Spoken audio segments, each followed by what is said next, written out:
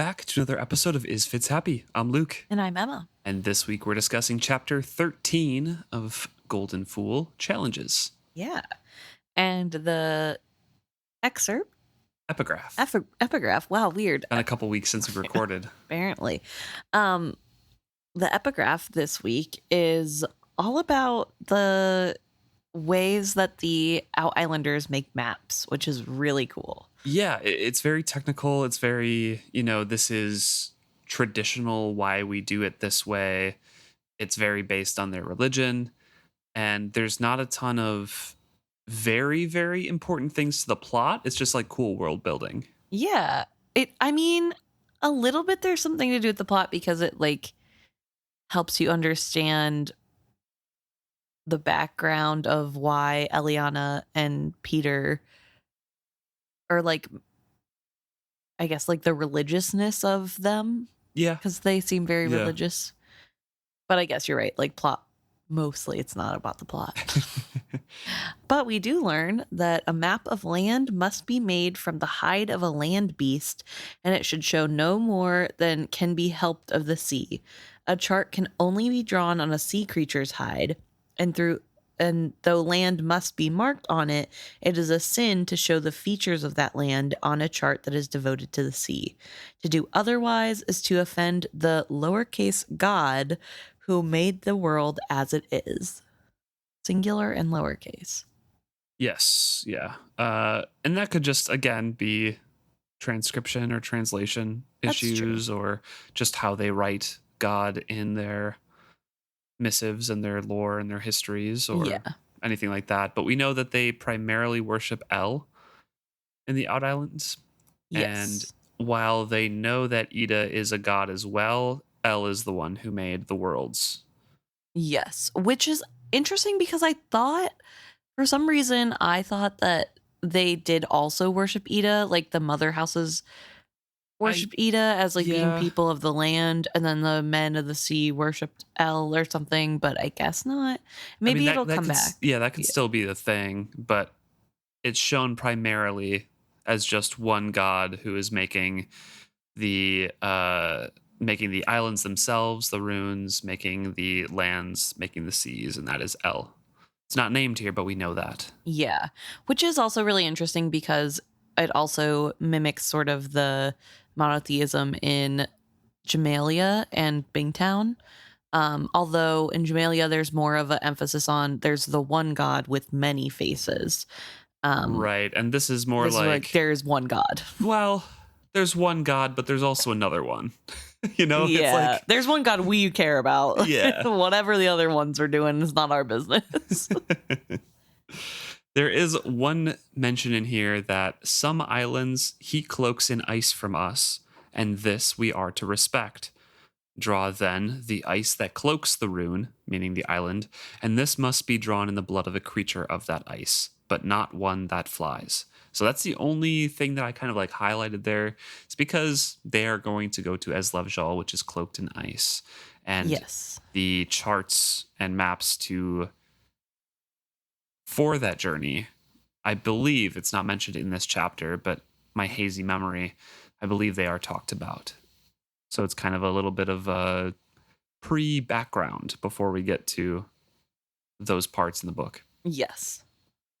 Also, it mentions that the reason that they call this area the God's runes are because the islands are as God made them. Thus, he wrote on the seas of the world long ago.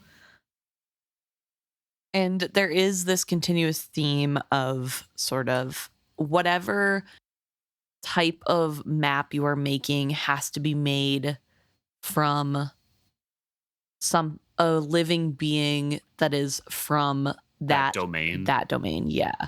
And only show details of that domain. Yes. And if you need to show other things, you have to be respectful of the differences. You obviously can't make a map and not show water, or make a sea chart and not show the land. But like it said, there are rules for that to make it respectful to the god who made them. Yes. And another thing about that is that, yes, the gods the god wrote down his runes and raised them up, and the Out-Islanders know that they will not know all of the runes, and they shall not strive to understand all of the runes that the god has written on the face of this planet, of this earth.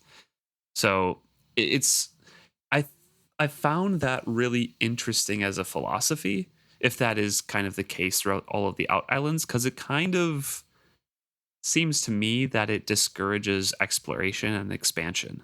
Right. Specifically, they say, "Our islands are the runes of the god. Not all is made clear to us, for we are but men, and it is not for us to know every rune that God can write, nor what it is he has spelled across the face of the sea." And this is where he talks about some islands are cloaked in ice. So, depending on how you interpret that, it could be kind of like a non expansionist kind of thing, but I really don't think they truly think that either. I think it's Right. just like a don't try to map everything out on one map, you know? Right. Well, I also think you have to think about sort of the geography too, where they're at, and they're on these like islands out at sea, and the closest thing to them is the duchies. Yeah. And they don't really stray much further than the duchies. Right, right. So I think that's interesting too, because maybe it is sort of Their ships aren't really meant to take them far beyond the duchies either. right. It's a pretty long trip. So, but I think that maybe that sort of also points to maybe they don't want to be expansionists, and they don't Yeah. come to the duchies trying to take over and like stay permanently. They come to the duchies to get what they need and can't find at home anyway. Historically, though, duchies was kind of founded by an Out-Islander, Yes, but that is yes. true. Maybe Taker was an exception. Also, you can draw the sky, like a sky map. I don't know if it's a of chart. constellations or anything like that. But you have to use the blood of a bird for ink and draw lightly on the skin of a gull specifically, which I think is also just a fun little detail, because it almost seems an afterthought of like, you might need to know some stars to sail, but who's making a map of the sky is the sense I got from this reading. Yeah. And then it ends with a paragraph here, which is very telling of their culture. It says, "These are very old laws. Every woman with a good mother knows them already. I write them down only because our sons' sons and their offspring are grown foolish and unwary of the God's will.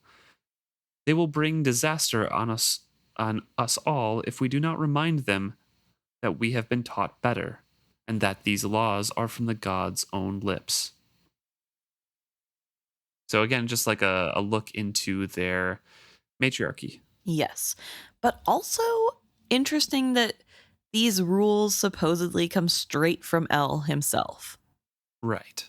Like, They're very old laws. Yeah. Passed down oral tradition, I'm sure. So I don't know. I just found that really interesting. Like, did they really no, I don't think so. I think that's the same way that I won't make a very controversial statement on the Okay. podcast, but I think like other things have evolved and other traditions have evolved, and how we kind of mythologize the history of those traditions. Okay. Or tinfoil hat, El was a real person, like I said. We talked about or that. El was a dragon or whatever. Dragon and Elderling, yeah. Yeah. I don't know. Or not. Or it's just like you said, mythologizing. But I like to think that this points to Ida and El being real figures in history. They're just so old that now they're the gods. Who knows? And then we go back to Fitz. Oh, and this was a translation written by Chade Yes.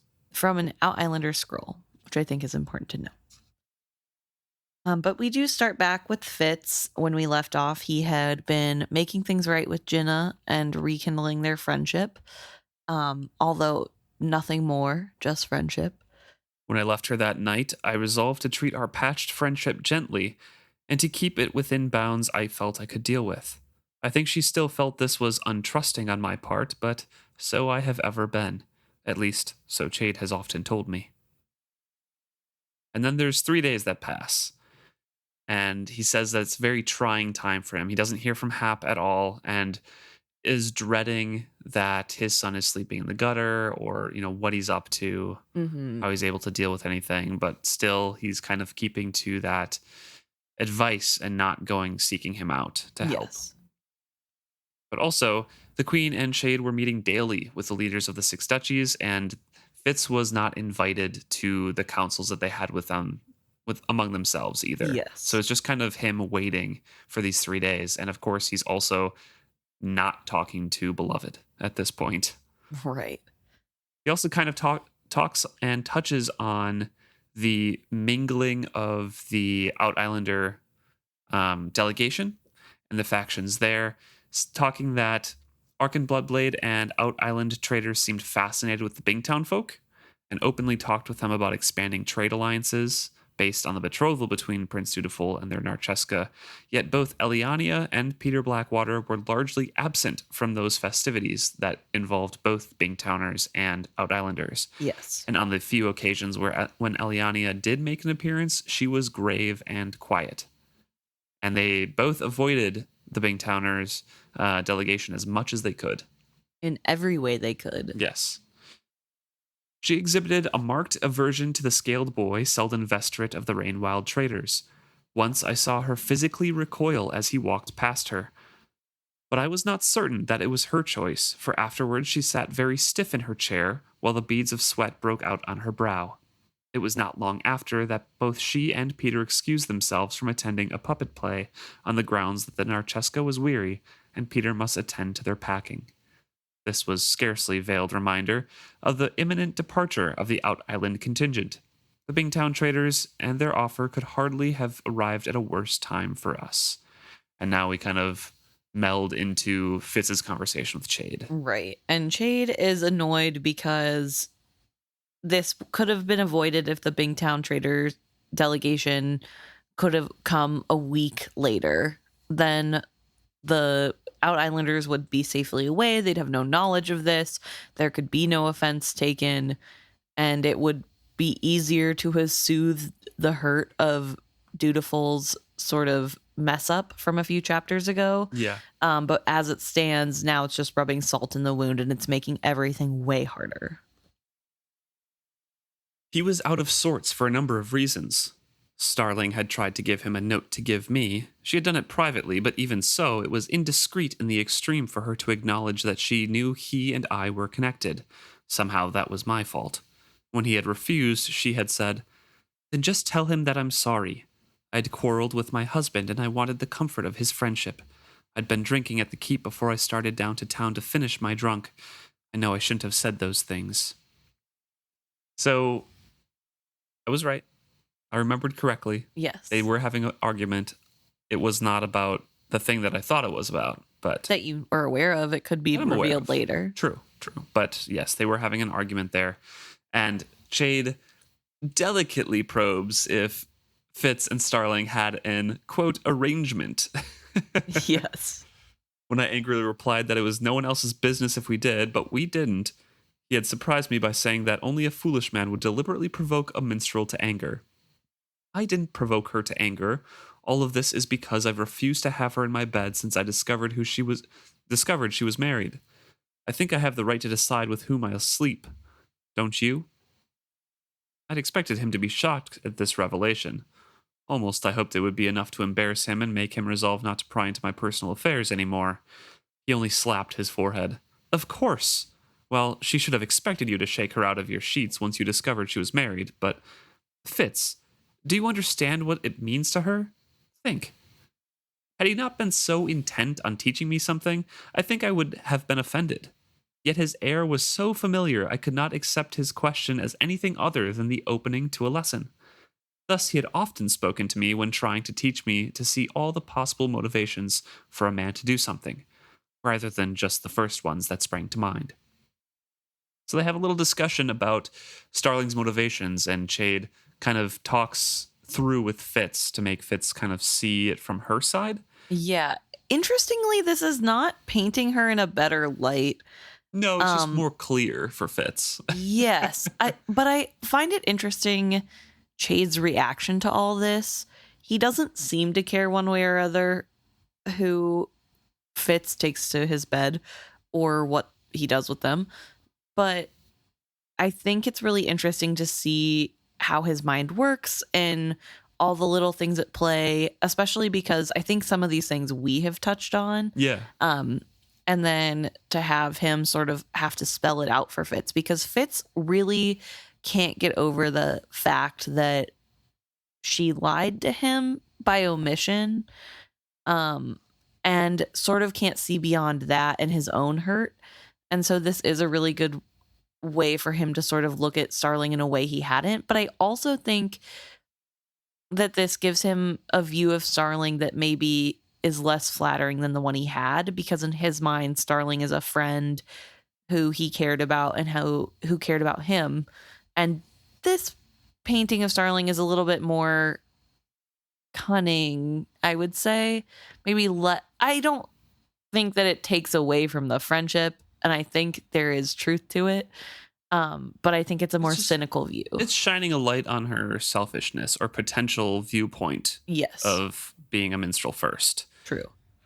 So Fitz immediately, like, what springs to mind for him is like, well, maybe she's ashamed. And Chade's like, no, did it actually lower your opinion of her? And Fitz is like, I only felt stupid. Chade, in some way, I was not even surprised. Starling has always allowed herself to do such things. I've known that since I first met her. I didn't expect her to change her minstrel ways. I simply didn't want to be a party to it. He sighed. Fitz, your biggest blind spot is that you cannot imagine anyone seeing you in a different way from how you see yourself. What are you? Who are you to Starling? Fitz, the bastard. Someone she has known for 15 years. A very small smile played across his face. He spoke softly. No, you are Fitz Chivalry Farseer, the unacknowledged prince. She'd made a song about you before she'd even met you. Why? Because you'd captured her imagination. The bastard Farseer. Had Chivalry acknowledged you, you'd have had a chance at the throne. Denied and ignored by your father, you were still loyal, still the hero of the battle at Antler Island Tower. You died in ignominy in Regal's dungeons and rose as a vengeful ghost to plague Regal through his days as a pretender. She accompanied you on a quest to save your king, and though it did not come out as any of us intended, still there was triumph at the end. And she not only witnessed it, she was a part of it. It seems a fine tale to hear you tell it that way, with none of the dirt and pain and misfortune. It is a fine tale, even with the dirt and pain and misfortune, a fine and glorious tale, one that would make any minstrel's reputation for life did she ever sing it. Yet it is one Starling can never sing, because it has been forbidden to her. Her great adventure, her wonderful song locked up as a secret. Still, at least she knew she was part of it, and she was a part of the royal bastard's life. She became his lover, a party to his secrets. I think she expected that when you returned to Buckkeep, someday you would again be at the center of intrigue and wondrous events, and she expected to be a part of that also, to turn heads and bask in that shared glory. The witted bastard's minstrel mistress. If she could not sing the song herself, at least she was guaranteed a place in that tale, if it should ever be told. And don't doubt that she has composed it somewhere as a song or a poem. She saw herself as a part of your tale, touched by your wild glory. Then you took that from her. You not only walked away from her, you returned to Buckkeep as an ignominious servant. You not only are ending your tale on a disappointing note, you are making her of no consequence by doing it. She is a minstrel, Fitz. How did you think she'd react to that? Gracefully? I saw her suddenly in a different light. Her cruelty to Hap, her offense at me. I don't think of myself like that, Chade. I know you don't, but do you see that she could? And that you crashed her dreams down around her? And he nods and says, yeah, I can see that, but I'm still, I don't feel that bad about it. Yeah, I'm still not going to sleep with a married woman. And Shade's like, yeah, that's fine. That's most likely true. Also, he brings up the fact that not only is she married, but also he cannot be Fitz Chivalry Farseer in the palace again. Like, so even if that were true, even if that is her goal, is that she gets to share in the glory of him coming back, he can't, because that would mean he would be put to death. Right. And interestingly, Chade agrees. That's most likely true. And I wanted to talk about that for a minute, just because I'm wondering, why do you think Chade doesn't want Fitz chivalry to come back out in the open? I mean, he wants Fitz there as a person, but I'm not really sure, and I don't know if I took it as him strongly agreeing about it or anything. I guess I just didn't read into it too much. I felt like it was just kind of a placating, like, yeah, you got where I wanted you to get to. Let's move it along now. it made me think about how he was asked to come back, because I don't think Chade ever wanted him to come back as himself, right? He wanted Fitz to come back, but I don't think it was ever as himself. Yeah. Although he has expressed in the past that, like, if he did come back immediately after the battle, like, he would have welcomed him with open arms and been like, yeah, you could have taken your place here. Right. But I mean, like, as Fitz chivalry to the public, like, I hadn't thought about it until this moment, but I don't think Chade has ever talked about wanting Fitz to have done that. Yeah. Or, like, ever thought it was a good idea for Fitz chivalry to be back in the public eye. It's a difficult position for the crown, right? And that's what he is trying to secure Yes. a future for, the whole realm. Having the person who is presumably a traitor and killed the king Right. come back and be a part of the current reign seems a little destabilizing maybe to Chade. Right. But there's also the fact that he is very wrapped up in his own reputation and his own, I'm not going to say his own grasp on power, even though that is the case. I don't personally think he's doing it for power's sake. Okay. I think he's doing it because he believes he's the only one who can do it in the best way. Okay. It's more of an arrogance thing rather than like Power graspy hungry? or Okay. power hungry. The only thing that he's power hungry for is the skill, really. That's true. But it's, again, that feeling of entitlement of what he's owed, right? So I think that, like, with Fitz already coming back, and later on when he does acquiesce to Fitz at the end of this, right, at the end of this trilogy, when Fitz is like, I am taking a stand, arguing against you for Kettrican's side, and Chade, like, fights him on it, and then ultimately is like, yeah, you're here, now take your place and be the advisor, kind of thing. Right. There's that whole scene there. So I think with Fitz being on the fence of not wanting to do things, Chade's like, if you're gonna half effort this, I don't want you around here doing. Yeah, which is valid. Fitz is a little bit of a how do I phrase it?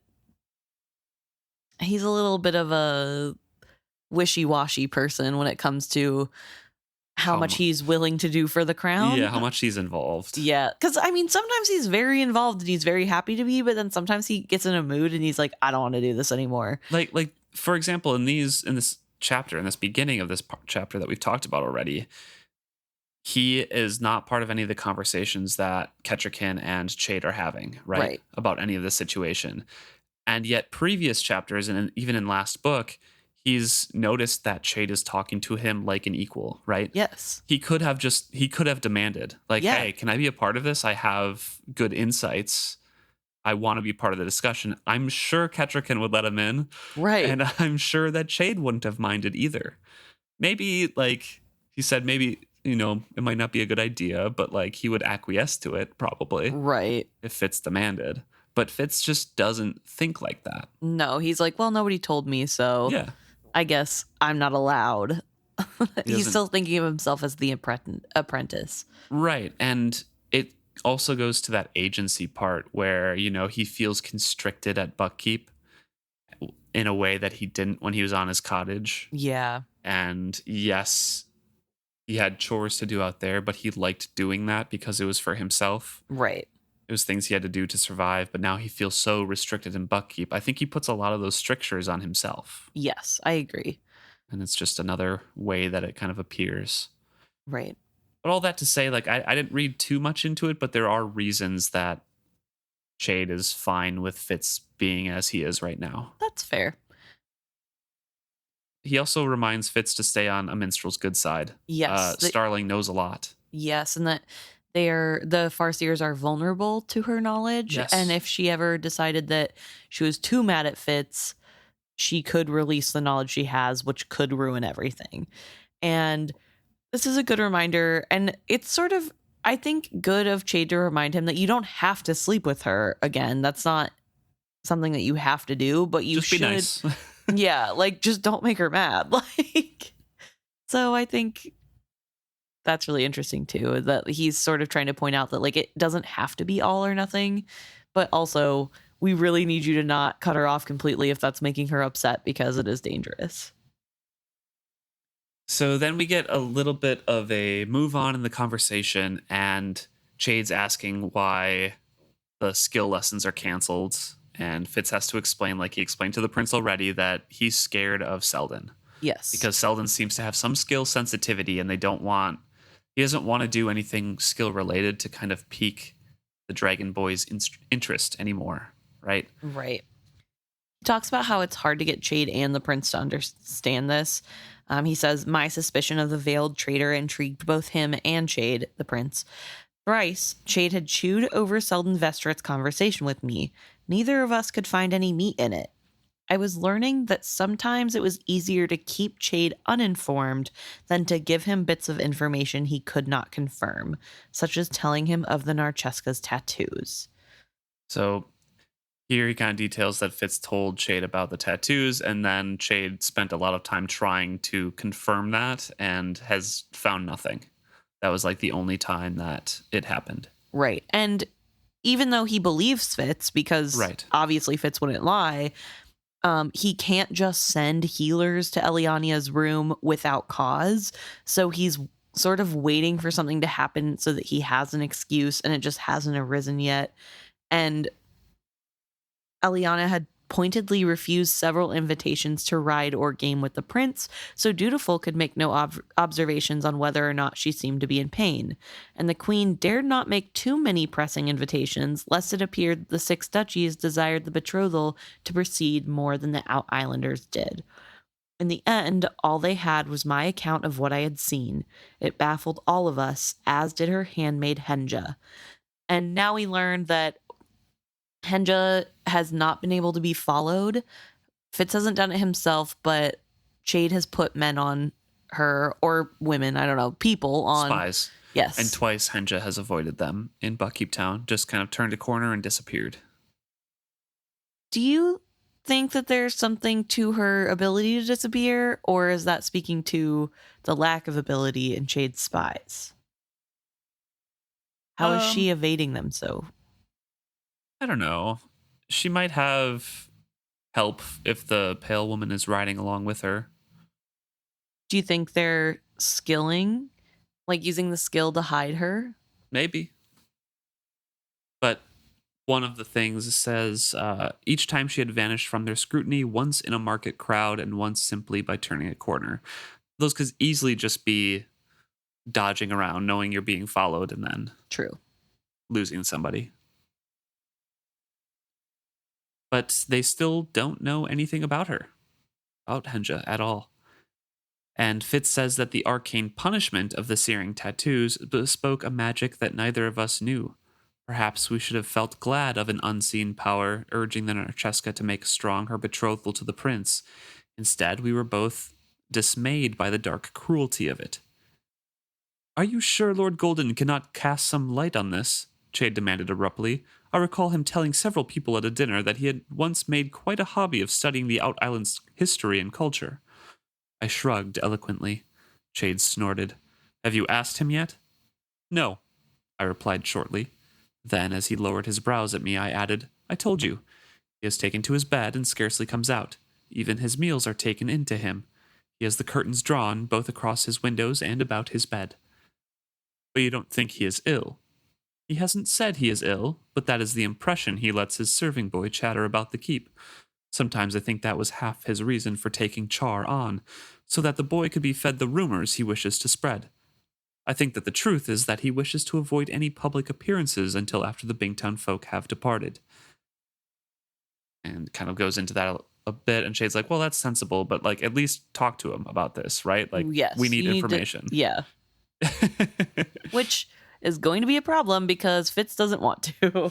And Chade is learning that from Fitz's responses. You haven't asked him, have you? No, I haven't. You two have had a falling out of some sort, haven't you? I'd rather not discuss it. Humph, wonderful timing on everyone's part. Let's mix the Bingtown traders with the OutIslanders, and in the midst of it, you can offend the Queen's favorite minstrel, and then have some silly squabble with the fool that renders both of you all but useless. He leaned back in his chair in disgust, as if we had done it solely to inconvenience him. I doubt he would have any insights on this, I replied. I had not been able to bring myself to say more than a dozen words to him in the last 3 days, but I was not going to share that with Chade. And if the fool had noticed it, he had ignored it. Yes. First of all, wrong. Fool does know something about this, so it would have been helpful. All of it, actually, would be helpful to discuss with the fool because he actually would be a big help right now. But also, I feel like this is just, it's very funny. Everything's piling up, and Jade's like, oh, I can't believe this. Like, it's like, of course everything's going wrong.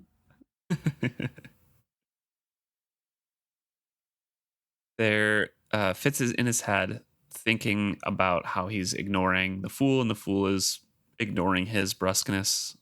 And while Tom Badgerlock is forced to turn everybody away at the door, when Fitz goes back to the room, he can tell that Jack has been there. Yes. And that is annoying. And this time, notably, he's not thinking about how maybe they're having a love affair at all. There's like no mention of that possibility, which I think is important to note because before any time a woman would come by, that would be his assumption. And now he just is angry because that means Amber's around. Right. Chade says you better patch things up because both of you aren't useful to me like this. And Fitz takes a breath to keep his temper down and says, it's not the only thing I've had my mind on lately. I excused myself. No, we've all had far too much on our minds. What did your boy want the other day when he came up to the castle? Is all well with him? Not exactly. And now Fitz in his mind recounts what happened with Hap. As a couple days ago, Hap appeared. Yes. Well, I don't know if it happened a couple days ago because it's only been 3 days. Right? Well, Chade says the other day. So it could be yesterday. It could be 2 days ago. We don't know for sure. That's actually, no. Okay, maybe this is like a mistake in the writing because he said it's been 3 days and he's been worrying about what has happened to Fitz or to Hap. He hasn't heard anything. And then we transition into this conversation with Chade, which is presumably 3 days later. And he has heard from Hap. But I guess it could be... I mean, it could be 3 days of him worrying about and not hearing from Hap. And then another, like, detailing what's happening with some of the festivities, right? That's what he was doing. That's true, yeah. And then, like, the day after. And I guess he probably doesn't hear from Hap after this encounter. So I don't know if that... I feel like the timeline might be a little bit messy here. I mean... It kind of always yes, but but he talks about how Hap kind of shows up. He says, by the time he had worked up the courage to tell me that Jenna had turned him out and why, my resolve was already wavering because he was standing outside, angry, sheepish, wouldn't come in. Right. That sort of thing. He looked past my shoulder as he spoke to the lowering sky. So, with no coin of my own, I've been sleeping wherever I could find a bit of shelter the last 2 nights. But I can't do that the rest of winter, so I've no choice to save to move into the apprentice house with the others. Only, it seems so awkward for me to ask after Master Gindas has suggested it so often, and I've always refused it. This was news to me. He has suggested it? Why? Seems he saves himself a bit of money not having you give your breakfast or supper. And Hap tells Tom Badgerlock the truth that he says Master Gindas thinks that his work would be much better, and it has been better when he has not been tired or late. Yes. So he could do good things, and Hap is proud of that. But that's why Master Gindas wants him in the grounds. And he does try to say, but I'm not really all that late all that often. It doesn't happen it's not that bad. Right. Which we know is a lie, but... He's been there every day, he says, since he came to Buckkeep Town, but he's been late a few times. That's it. He said this as if I might doubt it. I kept to myself that I had wondered if he had been faithful to his master's hours. I had let some little time lag. So, then, what is the difficulty now? It seems that as he has asked you several times, he'd be pleased to see you take his suggestion. He went a bit pinker about the ears. I waited. Then he steeled himself to it. I wonder if perhaps you couldn't go by and tell him you had decided it was best for me. It just seems simpler that way, less awkward. I spoke slowly, wondering if the words were wise. Less like you knuckling under to his suggestion, perhaps? Or less like Jinnah turning you out because she didn't want trouble on her doorstep. Hap flushed a deep scarlet, and I knew I had struck true. He started to turn away. Fitz puts his hand on his shoulder. Hap tries to shrug him off, and Fitz is pleasantly surprised at himself that he can keep his grip, and Hap is very surprised that Tom Badgerlaw can keep a grip on him. Yes. I can hold a squirming lad against his will now. Such an accomplishment. And he says, "Go to Gindas yourself, son. You might save face with the other apprentices by saying your father had forced you to move in with them. But in the long run, Gindas will respect you more if you go to him and say you've thought it over and decided it would be for the best if you lived there. And you might recall that Jinnah has been kind, not just to you, but to both of us, far beyond what any coin would buy, and far beyond what either of us deserves from her. Don't shun her because she wanted no trouble in her home. Trouble shouldn't be the price of her being our friend." And he loosened his hold, and he walked off. I didn't know what he had done. I hadn't gone to check on him. I had to let him sort that much of his life out for himself. He had food and shelter if he chose to accept them on the terms they were offered. More than that, I could not do it for him. I dragged my thoughts back to my conversation with Chade. And then he sort of explains that, Hap's having troubles and that it's not really his fault. It just was simpler back on the farm. And it was simpler. It was a simpler life, less of a daily grind and more choices for him. Less beer and fewer girls, too, I imagine, Chade added. And I suspected that, as usual, he knew far more about everything than he was letting on. But he smiled as he said it, and I let it pass. Not only because he meant no insult to Hap or me by it, but because it was a relief to me to see the old man as sharp as he had ever been. It seemed the thicker the intrigue at Buckkeep Castle, the more Chade throve on it. Well, I hope you know whatever your Hap gets into, you can turn to me for help, if it's needed, without a price on it. I know that, I replied, if a bit gruffly, and he'd let me go. It's a good reminder for Fitz. Yes, it is a good reminder that there are people that care about him and his boy, if he would let them. Without asking for a price. Yes, that he can just ask for help. That's allowed. Yes. Fitz isn't going to take him up on that offer, but it's good that he heard it. And I think also really interesting that Fitz feels the need to sort of,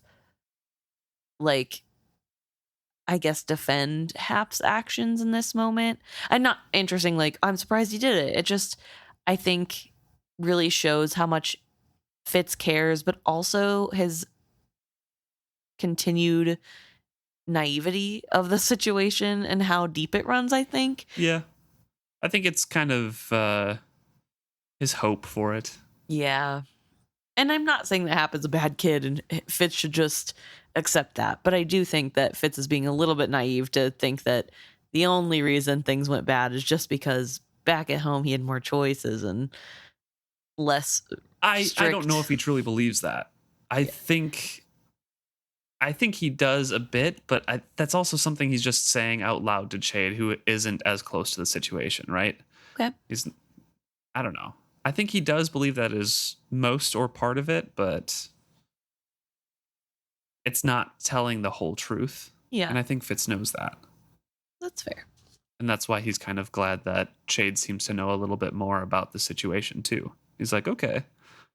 So he still has his information gatherers out there. He's still on top of everything. Right.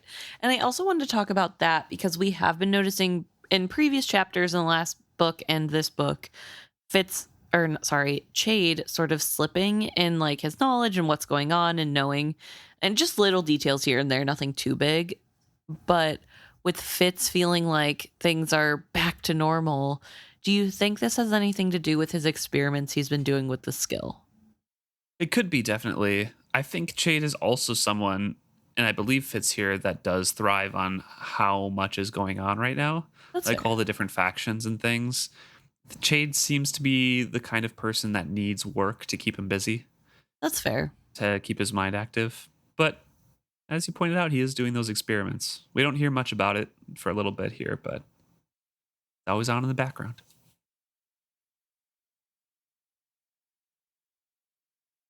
Well, they split off their separate ways because there's going to be a big gathering tonight. It's kind of this send-off feast for the OutIslanders. It's kind of like the last big hurrah here. Yes. And they need everything to go properly, according to plan, and they need to end on a high note. Yes.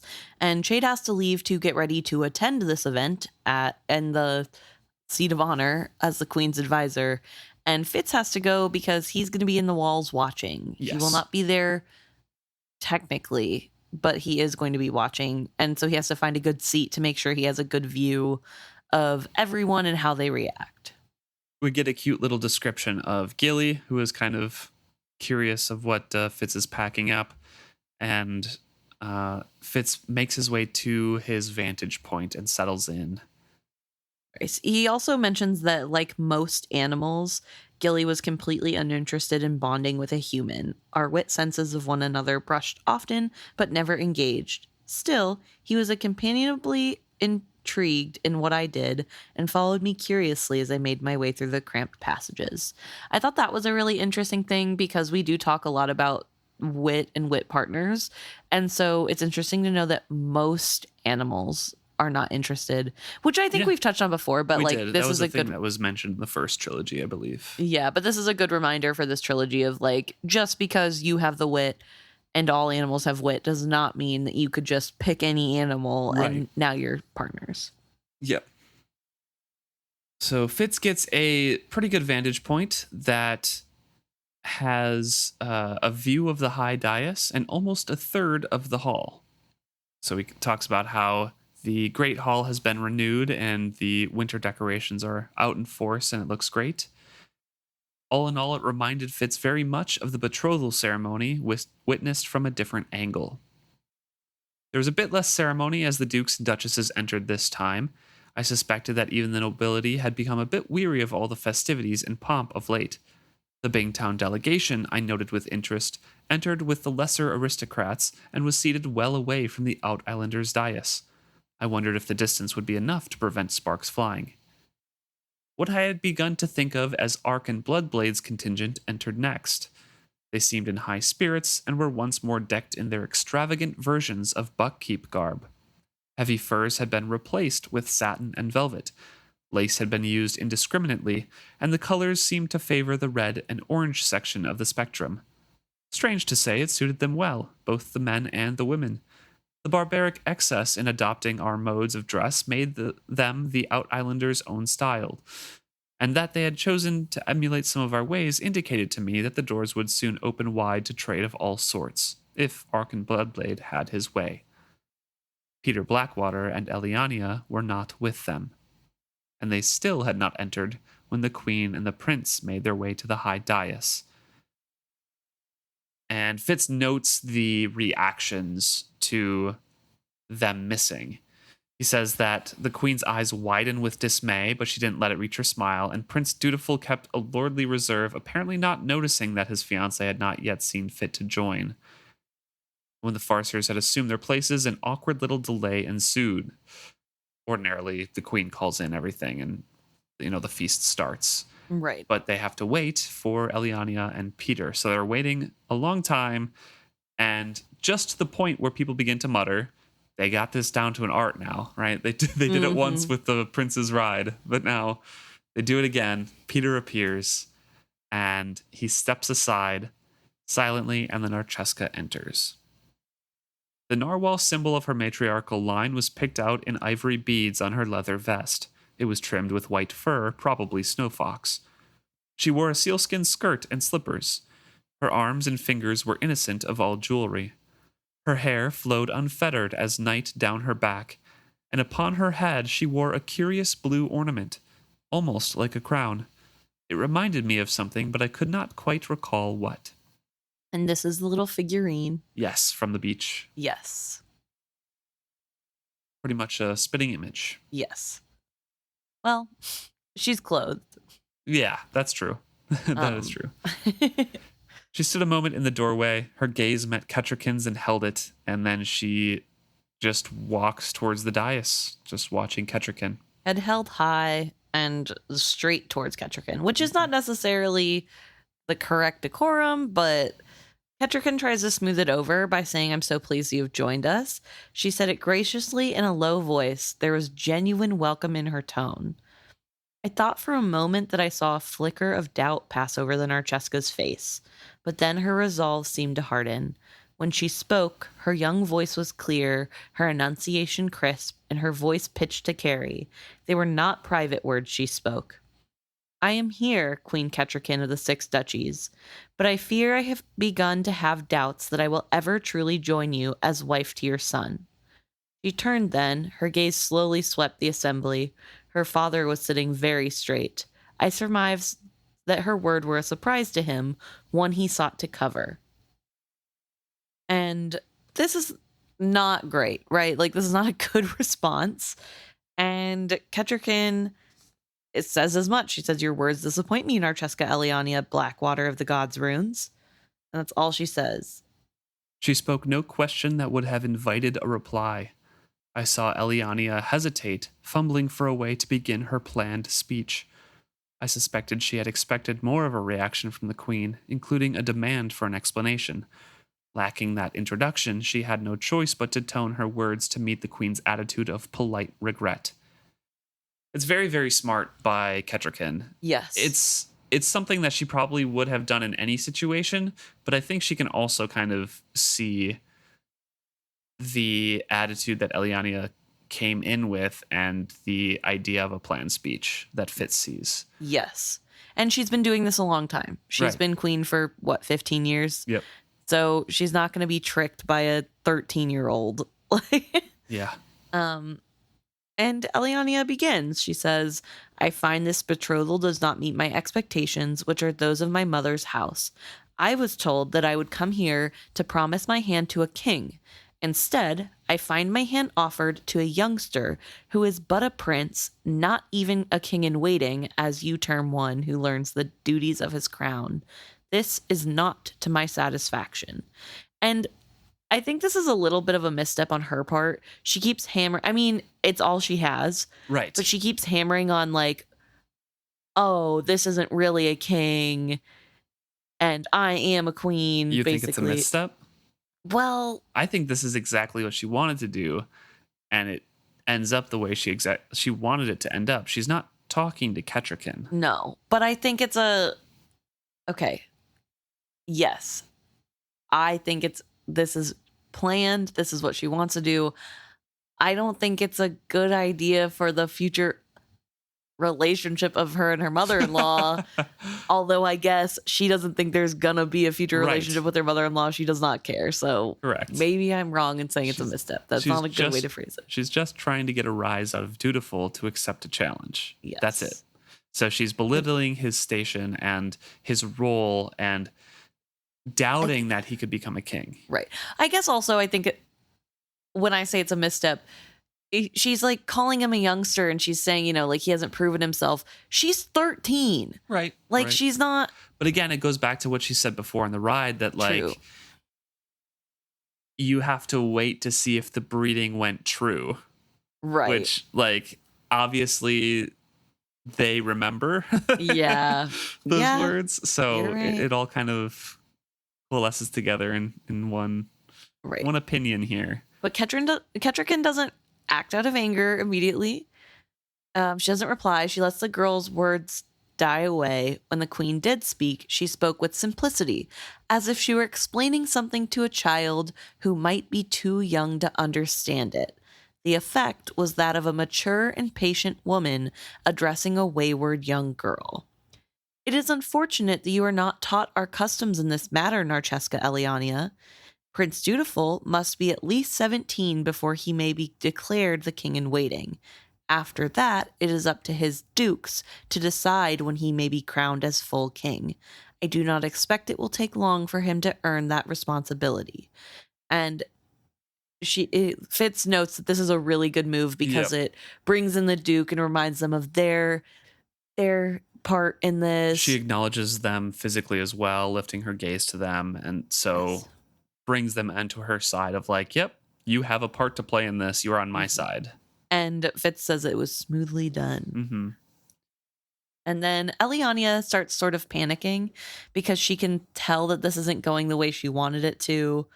And so she quickly says, that nevertheless, if I accept my betrothal to Prince Dutiful now, none can deny that I am taking the chance of binding my fate to a prince who may never be declared king.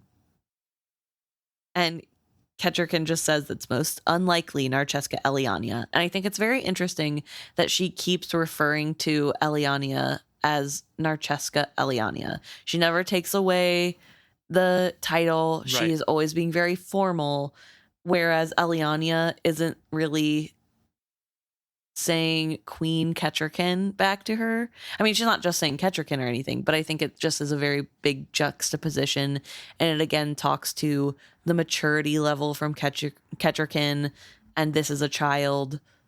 It doesn't make her look very good. Fitz kind of probes Prince Dutiful to see how he's doing, and he says that a Farseer temper lurked behind his cool mountain exterior. The skill link between us throbbed with his rising anger. Steady. Let the queen handle this. I kept my thread of suggestion small and tight between us. I suppose I must, he replied recklessly, however little I like it, just as I must tolerate this arranged marriage at all. In the heat of his provocation, his control was more absent than sloppy. I winced at it and glanced toward the veiled Bingtown trader. Selden Vestrit sat very straight, and perhaps his intentness was only the interest in the proceedings that he shared with all the other Bingtown traders. Yet he seemed entirely too still, as if he listened with every pore of his body. I feared him. And then, again, Elliania speaks up, and Fitz once more pays attention to the scene, and she is shrilly saying, "Nevertheless." And this time, her accent flawed the word more sharply. I could see her losing her aplomb, but she plowed ahead stubbornly. Doubtless this speech had been endlessly practiced in her room, but now it was delivered without finesse or gestures. It was only words, pebbles hurled in desperation. Doubtless many thought it was to save herself from the betrothal. My suspicions were different. Yeah, Fitz, your suspicions were what they... I mean, she kind of said that I know a way to bind a man to me, and it's through his pride. Yes. And it's annoying because the queen and Chade and presumably Prince Dutiful have also heard that. Not Prince Dutiful. You don't think so? I don't think they're going to include him in any of those conversations. Okay. Well, at the very least, the queen and Chade know that this is the ploy. And this is the problem of keeping it from Dutiful, because then he doesn't know he's walking into a trap. Right. He doesn't even know there was a trap set to begin with. Exactly. And I really feel like that's the downfall of this. Like, if Fitz would have just told him what was going on, he could have seen through it and let the queen... It wouldn't have been a pride thing. It would have been, I'm not falling for this trap. Yeah.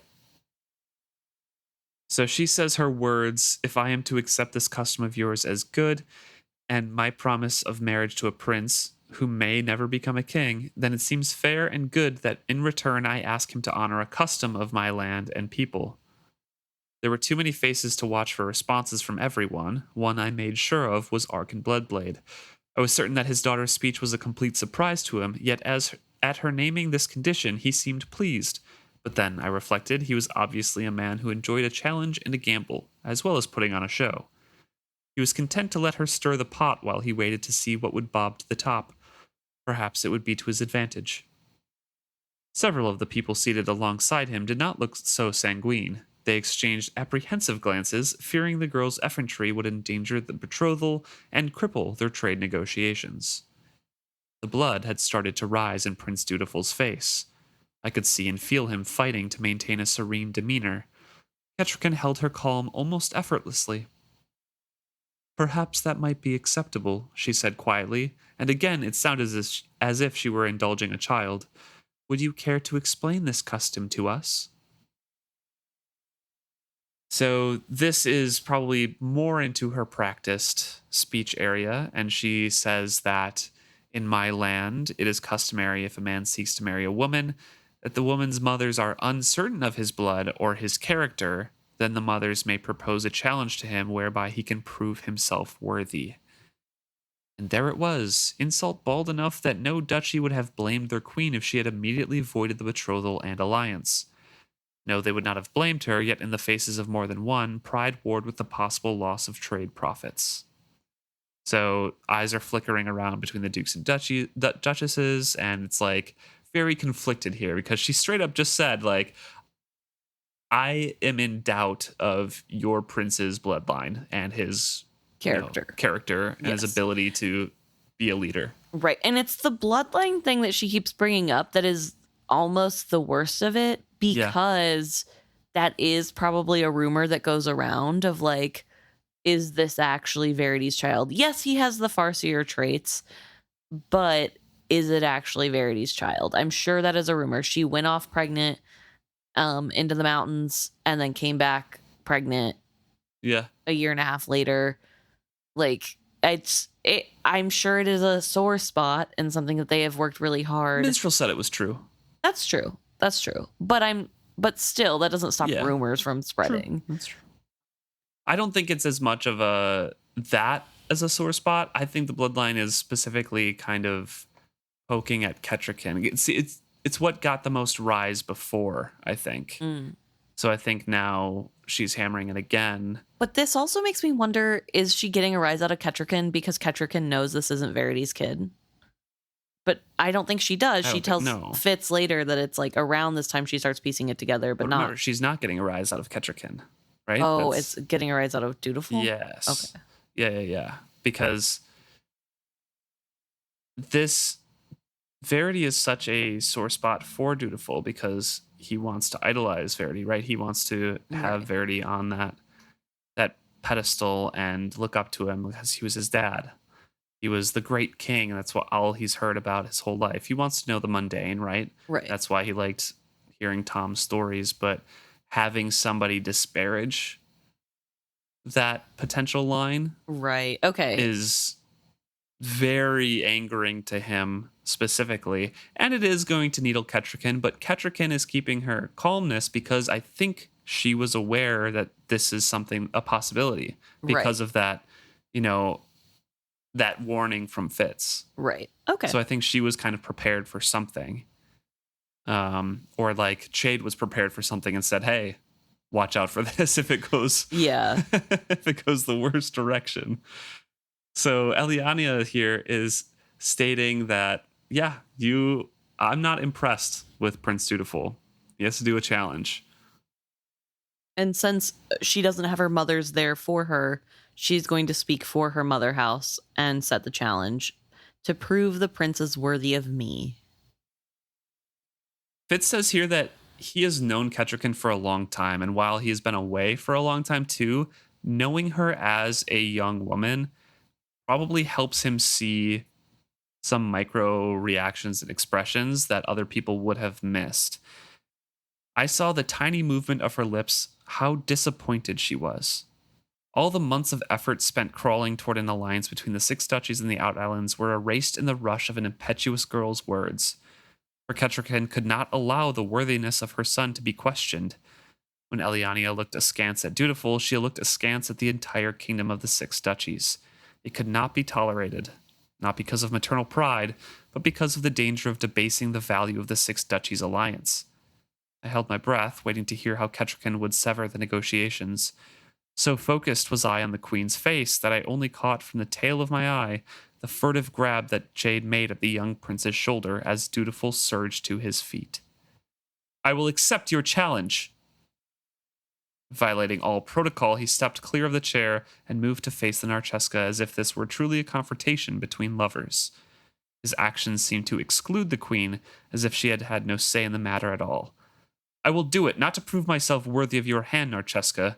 I will not do it to prove anything about myself to you or to anyone else. But I will do it because I would not see the days of negotiation toward a peace between our peoples be put into jeopardy over a prideful girl's doubts of me. She was equal to his scalded pride. It matters little to me why you do it, she said, and suddenly her crisp diction and precise pronunciation were back. So long as the task is performed. And the task, and this is where Kettrican tries to break in a little bit. Yeah. Prince Dutiful, said the queen. Any son would have recognized the meaning of those words. In naming of his name, she commanded him to be silent and step back. But the prince did not seem to even hear them. This is such a mom move. Knock it off. She is back. Elliania is back in her planned speech now, though. Like, yes, this is because this is exactly what she wanted. Exactly. This is going exactly right. And Dutiful is falling right into the trap, right? It's set up perfectly for him. He has been nettled long enough that this really does get to him. It's under his skin. And she talks about how Dutiful knows little of the gods' runes or their legends. And there's a legend that there is a dragon, Icefyre. And she assures Dutiful that Icefyre is real as your Six Duchies dragons were when they overflew our villages, snatching memories and sense from those who lived there. Fitz here reflects on why she would bring up those words, because, like, there was an equal response, and she's in the Six Duchies right now, and there's, I don't know, it's... How dare she complain of what our dragons had done to her people after the years of raids and forging had provoked us to it. She walked on very thin ice, black water seeping up from her footprints. I think only the sheer drama of the moment saved her. It's really interesting because it really does show Fitz's bias too, though, right? Like, he is also offended by this because he was there and he was obviously a big part of knowing what was going on. He knows the sacrifice that it took. Yes, but I think this is a child who did not live through that. Yep. And you've got to have a little bit of grace for that. She doesn't fully understand. There's no way she could fully understand. Yes, she can hear the impact from people who lived it, and her people were disastrously affected by the retaliation by the Farseers. Were they in the right to protect their land? Yes, absolutely. But I think it's really interesting how Fitz and the Farseers in general sort of ignore their own part in the retaliatory forging because they're not aware, right? They don't understand that because the dragons are swooping over those people so much, it also forges them.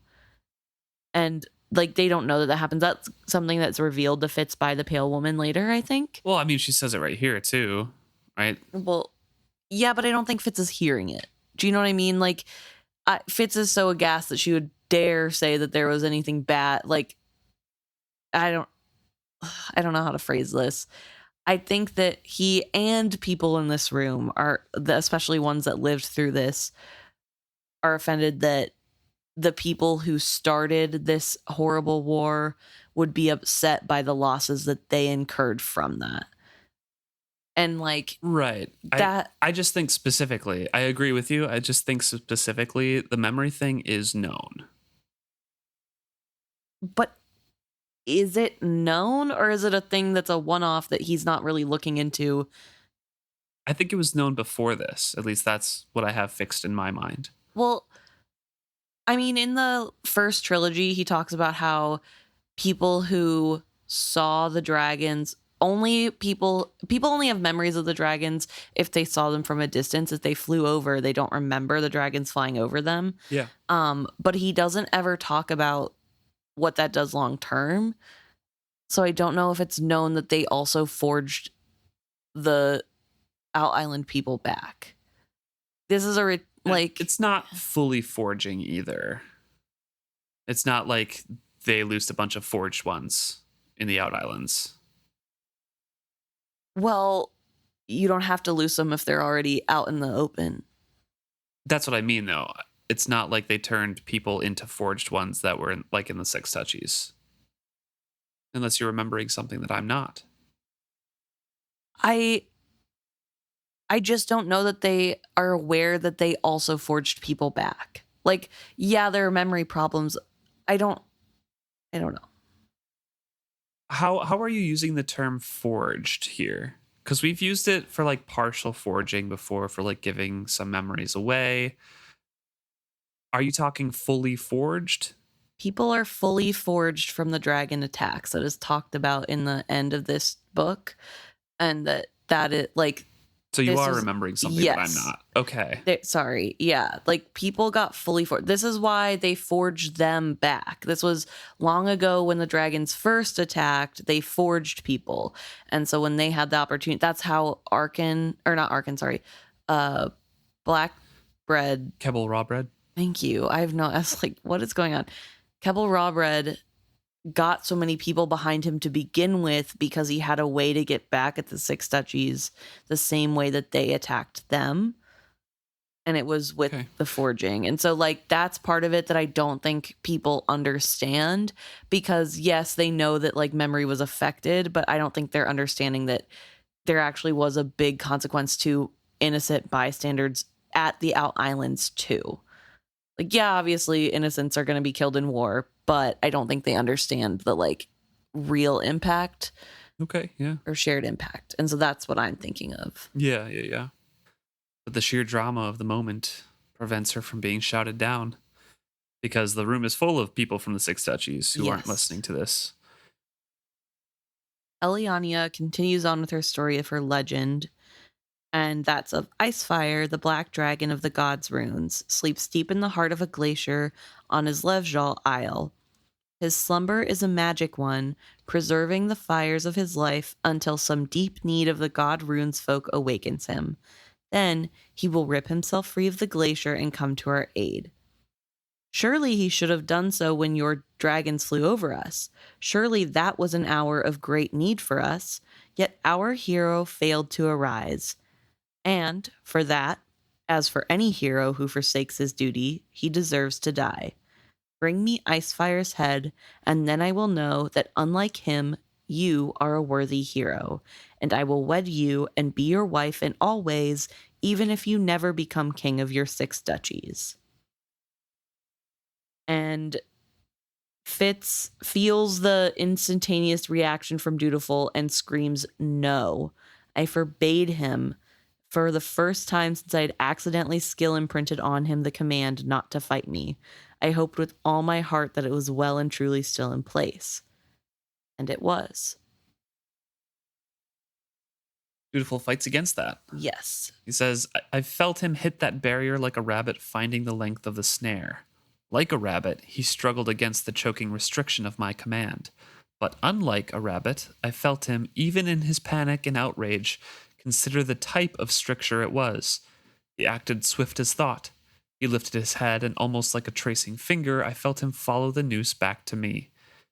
He severed it, not easily. In the moment before I lost my contact with him, I could feel the sweat burst from his skin. For me, it was like being slammed brow first onto an anvil. I reeled with the impact, but had no time for considering the pain, for I was suddenly aware that the veiled trader's pale blue eye light was indeed visible through his lacy veil, and he stared not at the prince, but at the peephole where I cowered out of sight. So Selden is looking straight at Fitz's hidey hole, with the blue light from his eyes shining through the veil. So, how is Dutiful able to cut off a skill command? I am not sure. I don't think it's a very strong skill command. But Fitz did it in anger. And if this is possible, wouldn't Galen have been able to do the same to... I don't think Galen was as strong as Dutiful either, though. So does that mean Dutiful is more strong than Fitz? I don't know. I think Chivalry was more trained than Fitz, and Chivalry put it on accident on Galen. But also, he did it when he was young. Yeah.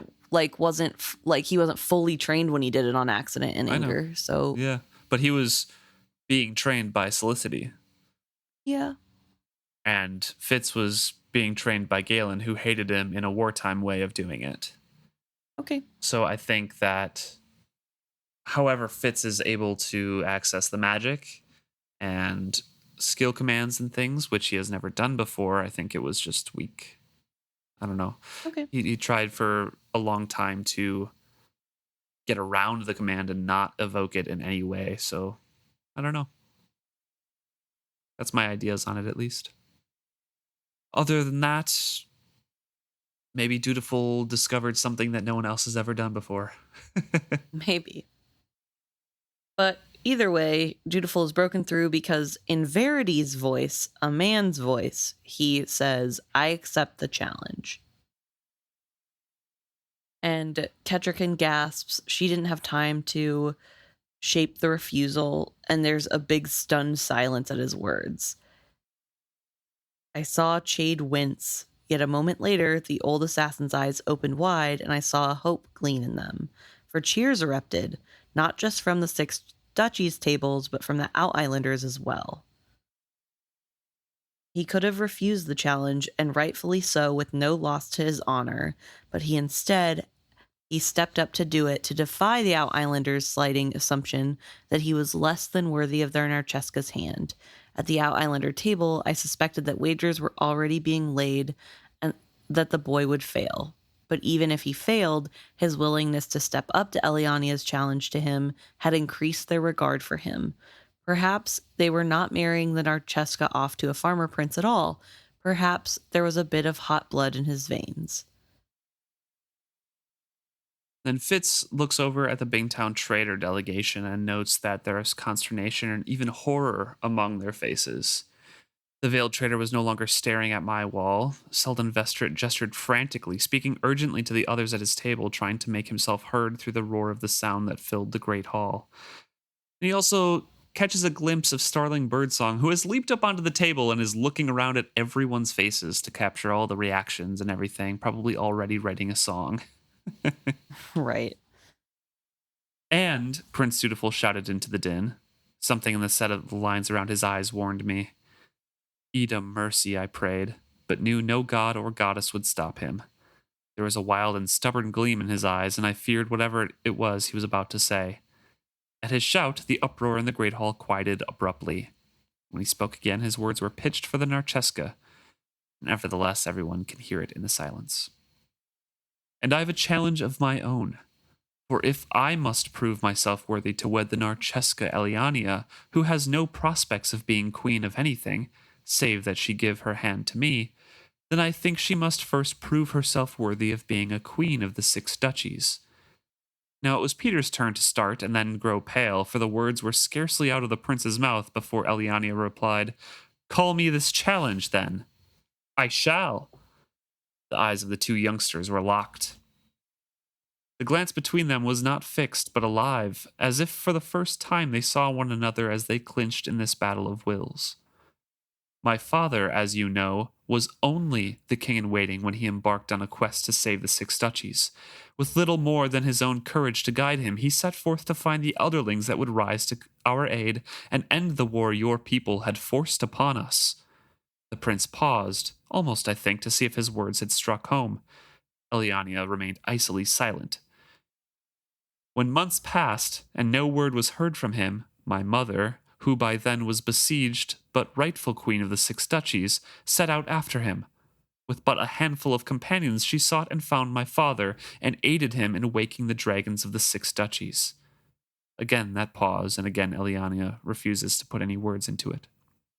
It seems fitting to me that as she proved herself by joining my father's quest to wake the dragons, so you should play a similar role in my quest to slay your country's dragon.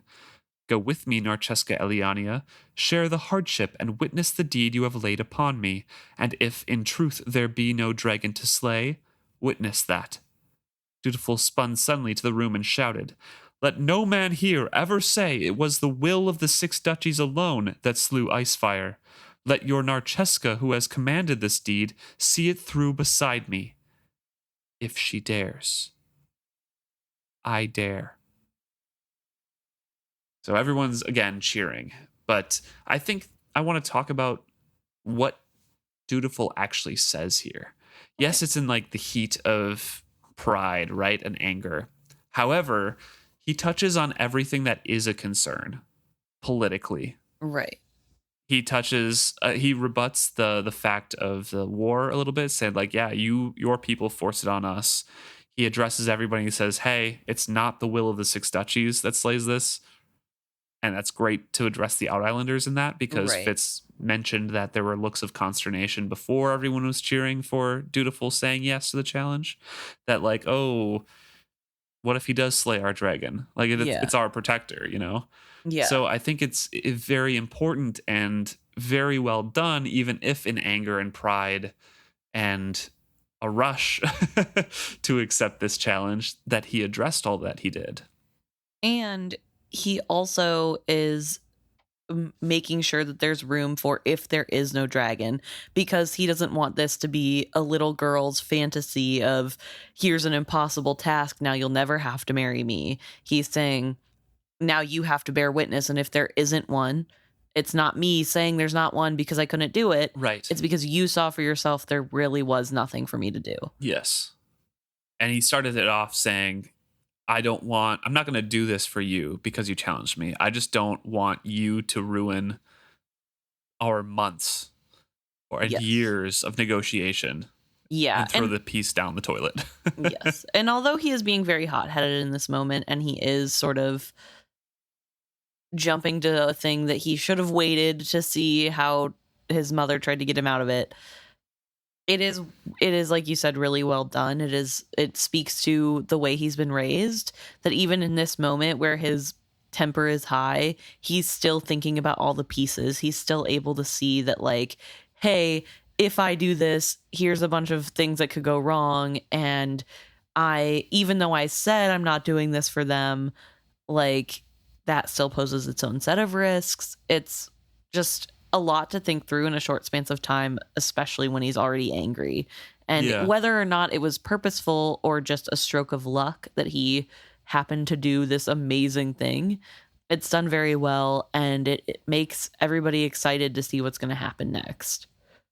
And through it all, Ketcherkin's just like looking at her son, and Chade is whispering counsel in her ear, and Fitz just sees that she sighs. So it's probably advice of like, it's done, we can't take it back. Too late to change. Yep. And to one side of them, Peter was struggling to mask his deep dismay.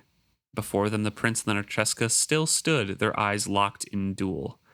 And Ketcherkin speaks up, kind of reclaiming a little bit of control, saying, "My guests and my lords and ladies, hear me please. It seems we now have a firm agreement. Prince Dutiful is hereby I don't even know how to say this. Affianced? Yeah, affianced. Affianced? To the Narcheska Elliania Blackwater of the Gods runes, providing that Prince Dutiful can bring to her the head of the black dragon Icefyre, and providing that Narcheska Elliania accompany him to witness the doing of this task." "Be it so," roared out Arkin Bloodblade, unaware that the decision had never been his to make. Peter nodded twice, and Narcheska Elliania turned and lifted her chin. "Be it so," she agreed quietly. The deed was done. "Bring the food and wine," the queen commanded suddenly. It was not at all the proper way the meal should have been commanded, but I suspect she needed to sit down with a glass of wine to fortify her, and that would be welcome. So this deal here, that Prince Dutiful has to bring Narcheska Elliania the head, this is a loophole that is exploited at the end of this trilogy when Icefyre is freed. Icefyre has to lay his head on the hearth of the mother house of Elliania. Yes. And that's how they get out of it, that the agreement is fulfilled. That he did bring the head of the dragon. Yes, and presented it to the mother house. Which, I guess it's a loophole because everyone wants to make it a loophole, but also... At that point, just like, who cares anymore? It feels like, yeah. Right. He brought the head of the dragon to the mother house. That is what was asked of him. I guess it doesn't say severed head. It just says the head. True. So that's her fault for not making it more binding. Fitz is like overcome, not just because of the pain in his head, but like wondering what his relationship with Dutiful is going to look like after this. Right. And I wanted to wait to talk more about the skill severing until now, because he's talking sort of about like what this means and also this thundering pain. And I don't understand why he has been caused pain by the ending of this. That doesn't make sense to me, because it's not like it's an active thing Fitz is holding together as far as we're aware. Although I guess maybe it is. Maybe that's part of it. But then that would mean that... It's not active, though, because Fitz tried to end it in some ways as well. Yes. So it is just some link that he has to Dutiful's mind, and if Dutiful severs it without like a mutual letting go or Fitz letting go of that, I'm sure there's some rebound or something. But also, I guess that part doesn't make sense, because then that should mean that whenever Chivalry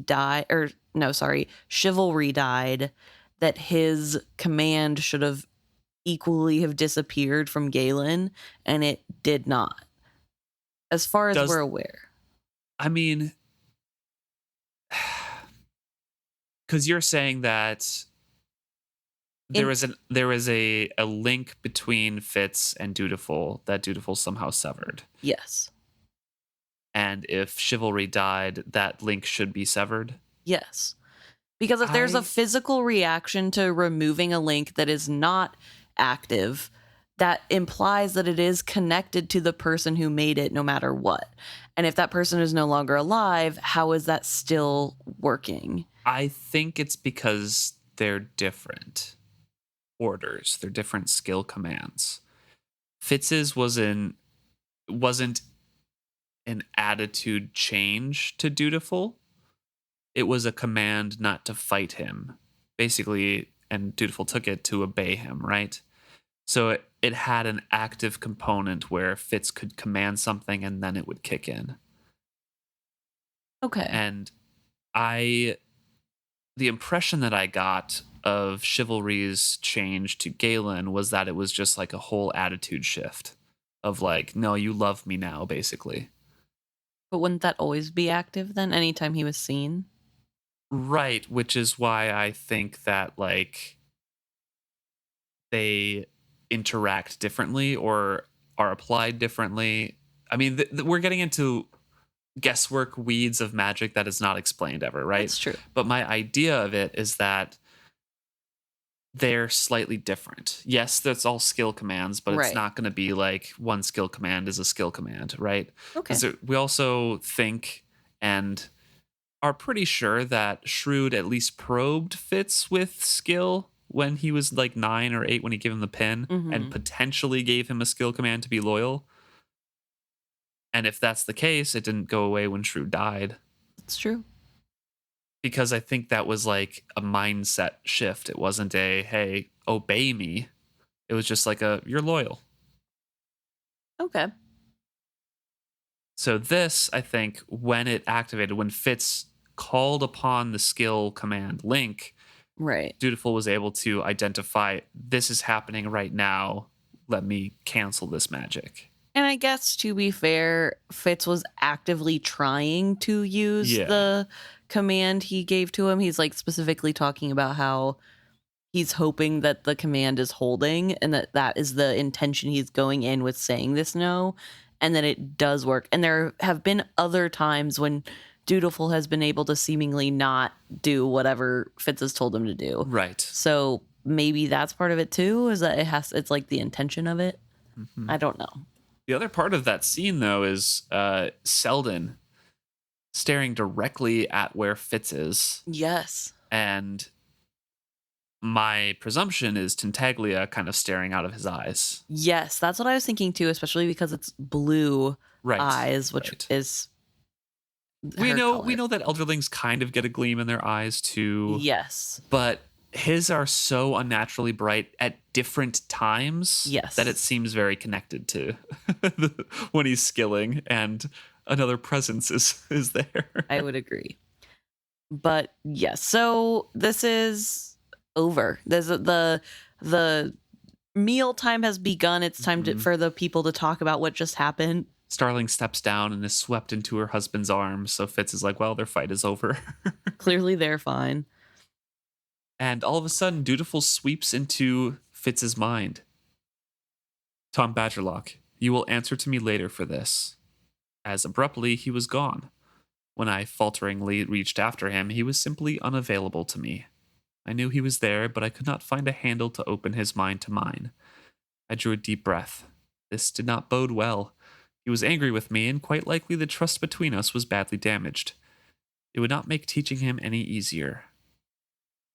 And he notes that only the Bingtown traders are subdued in the hall below, because they are quiet, confining their talk to their own group, and it did not prevent them from eating and joining in the festivities, but... Yes.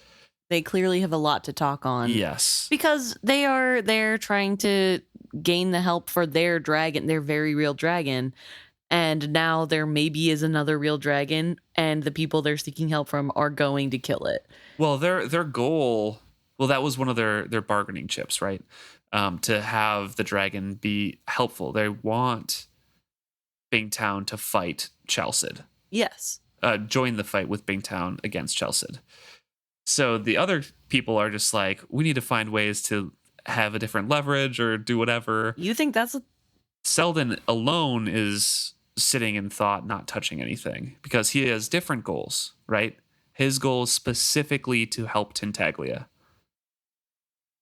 Okay.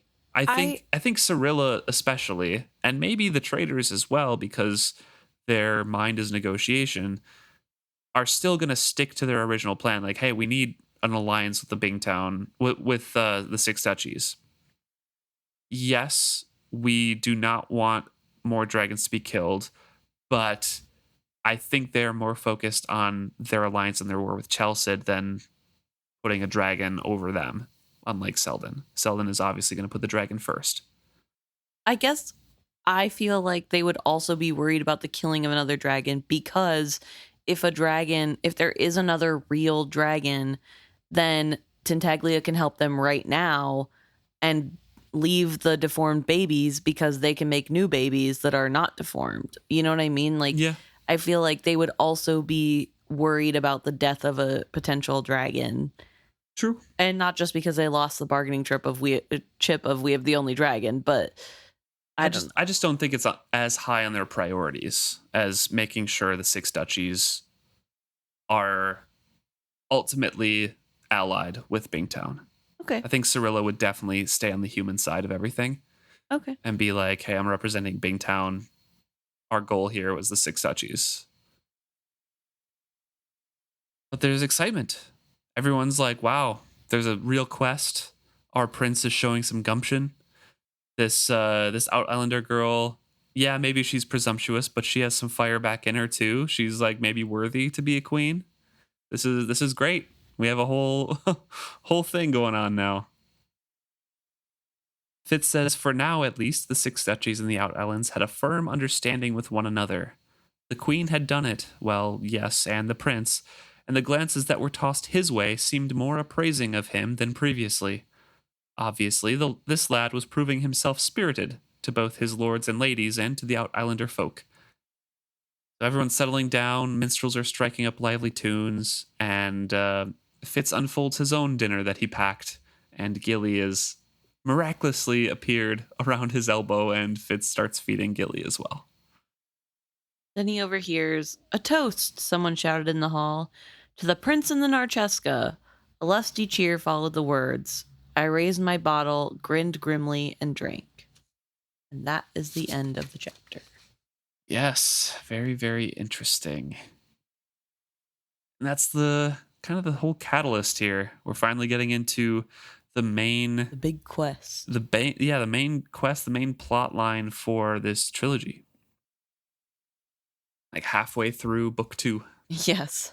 Yeah, and we still have so much to go, because the Narcheska obviously leaves without Dutiful. Yes. And then we have multiple months before Dutiful goes on his quest. Yeah. Because There has to be enough time for Lord Golden to ruin his reputation, and I don't think that happens in 1 month. But also, Fitz still has to Fitz and the Fool have to confront each other about what happened, and then Fool has to learn about Elliania's back and get really freaked out and realize that, like, death is imminent. And then I think the back tattoo thing happens in the next chapter or two, because that's when I think that's the first time they encounter after not talking with one another for a while, because the Fool is sick.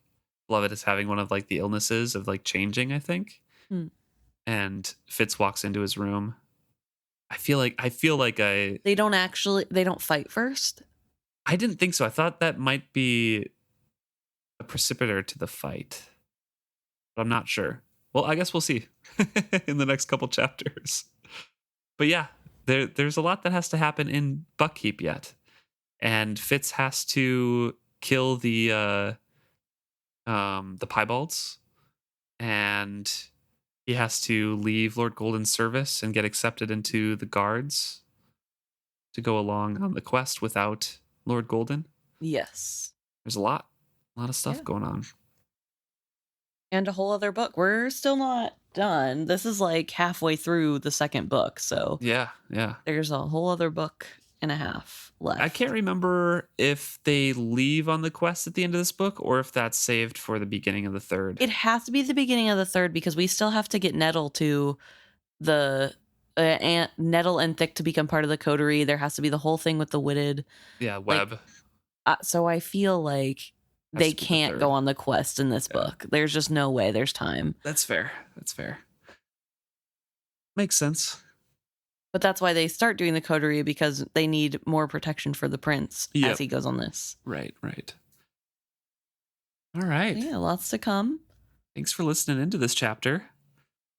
It's an interesting one to talk about. There's a lot of like little things that we kind of got into that were speculated on, but we have fun theories about. So let us know what you think about some of those theories, like the intricacies of the magic and how does the breaking of the skill command works and that sort of stuff.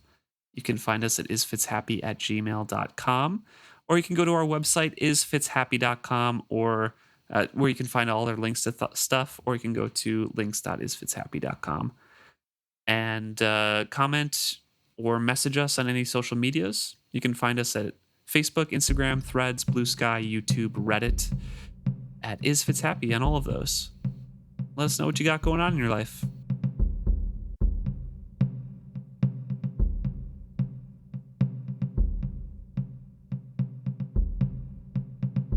All right. Time for the best part of the episode that we have been neglecting. But before we begin, of course, I have to give a huge shout out and thank you to Anna, Neva, Degenhart, Simon, and Zakita for continually supporting our podcast. We really, really appreciate you. And of course, thank you to everyone, every single person who has ever supported us, who has ever written in for our 300 episodes that we've been on the air, I guess, on the internet.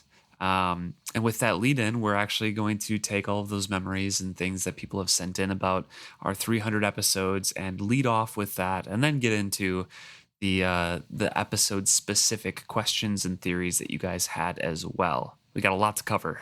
Yes. And I'm going to be taking the reins for this because I have the computer in front of me, so I can have all the notes of who has written in, and we don't have to shuffle around like that. True. So, for episode 300, first off, we have Degenhart on Blue Sky saying, "Congratulations, I can hardly believe I've been listening to you almost every week for the last 6 years." That is crazy to hear, by the way, from like multiple people of being here for 6 years. Like, it's one thing for us to say it, but like another thing to hear it from other people. Yeah, you guys liked us enough to stick around for 6 years. That's as impressive, if not more so. Yes. Degenhart's favorite episode is all of them, so... I mean, really helpful, Degenhart. Thanks for narrowing it down. Well, good taste, I'd say. Yeah, that's true. And then we also had some congratulations written in on Instagram from Jay Wellham and on Facebook from Christian and Tony. So thank you, everyone, for those congratulations on there. Specifically, let's see here. Specifically... Tony says, I'm still catching up, but check in on current episodes from time to time and keep the great memes coming. And Christian says that I think humble is a fitting word for your approach. Other podcasts out there feel rushed, and listening to you makes me feel like I'm in a conversation with you. I find myself nodding and even replying out loud with my own opinions. Best podcast ever. And I think those opinions are all yours, Emma, to be honest. That No. agreeing with. We both share opinions. I just have crazier takes. It's fun. There's room for both of us here. Those are more fun, though. Come on. We also had a congratulations message on Reddit. This is from Jay Later. I just wanted to say I love your podcast. I've been listening for around a year and a half. You asked what are some of the highlights, and I would have to say it's any time that she, meaning Emma, gets really uncomfortable, like when talking about Fitz having sex, or I really like the episode when Night Eyes died. Both of your emotions were just so raw. Amazing, sad episode. So I think just like the being able to laugh along at our being uncomfortable is fun. Well, yes, you're welcome, I guess, is all I can say.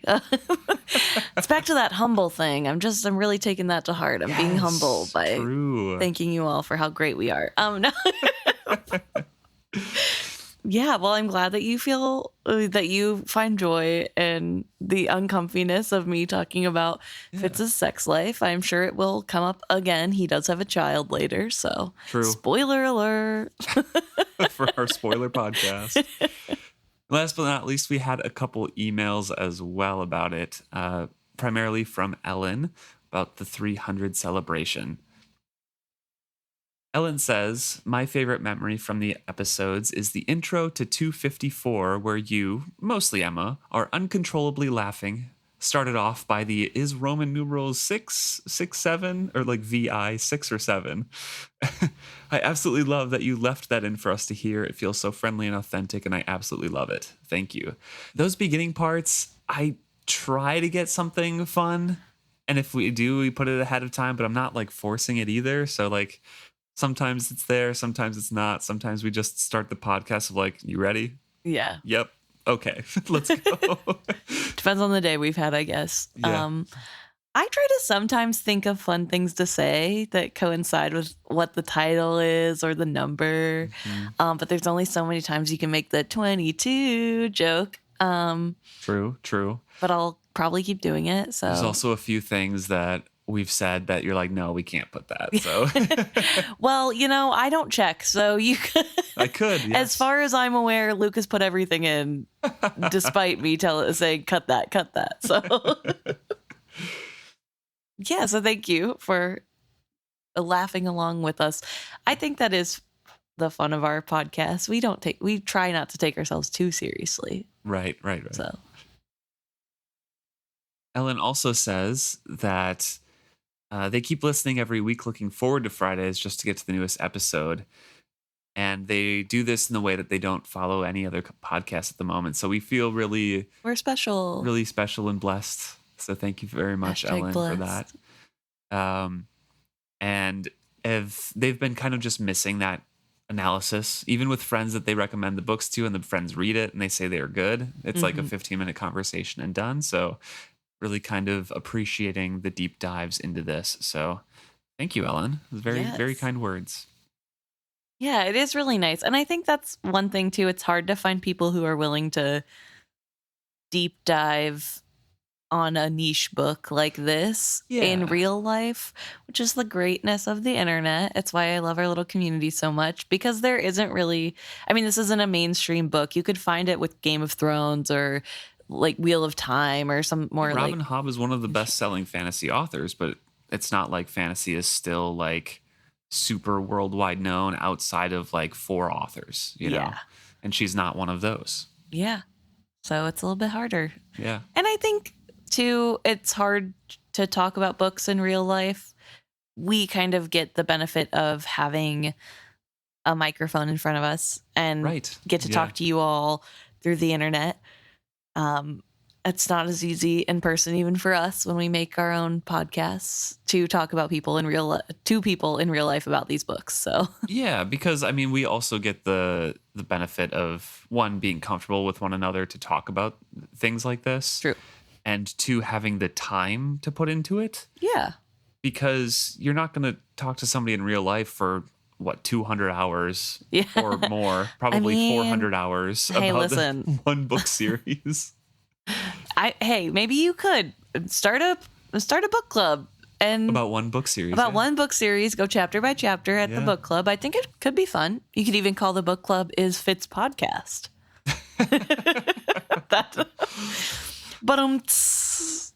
Nice. That's why we keep all the jokes in. Right, exactly. They're all winners. Ellen also sent a picture of a community pet, I guess. A little hedgehog that's moved in on their own near their yard. Yeah, and Ellen also says the hedgehog probably needs a rote-themed name. True. Do you have any suggestions? I feel like my suggestions, if I think too hard, feel mean. Because I was going to be like, oh, could be Hap. But then it's mean because the lonely baby hedgehog is getting called Mishap. And I was like, well, maybe Paragon. And I'm like, okay, so the outcast lonely. So maybe I'm not good at picking names. What about you? I don't really have much. I was like, I immediately went to other animal names that are in Rote. Fair. Slink or Gilly or something like that. Gilly would be cute. Gilly's a little cute. But I don't know. Maybe you want to do Verity. A lone hedgehog off on his own little adventure to make a stone human. There you go. To protect the other hedgehogs. Well, thank you very much, Ellen, for the kind words, the celebration, and the picture there.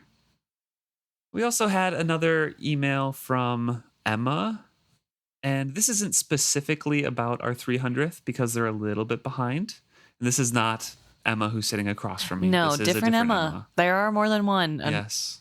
I was about to say unfortunately, but Emma was really nice in here, so I'll let it slide this time.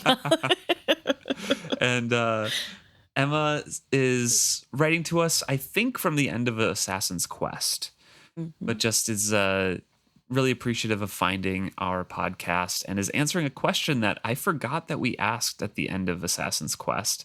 And that's if anybody is listening and if we should still continue. So Emma, if you reached this point, we have continued. Yes. We have talked a lot longer than that. That's true. And we are going to continue talking more. That's true. We keep getting longer and longer episodes out there. So yes.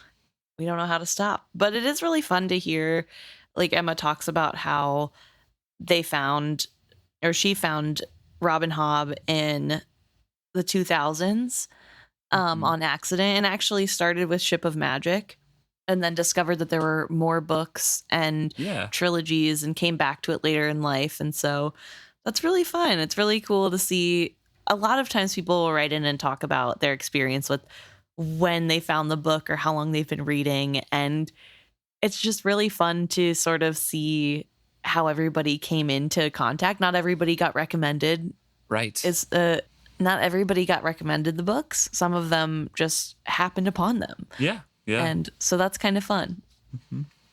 And Emma also attached a picture of their pup as well, of her pup, and is very, very cute.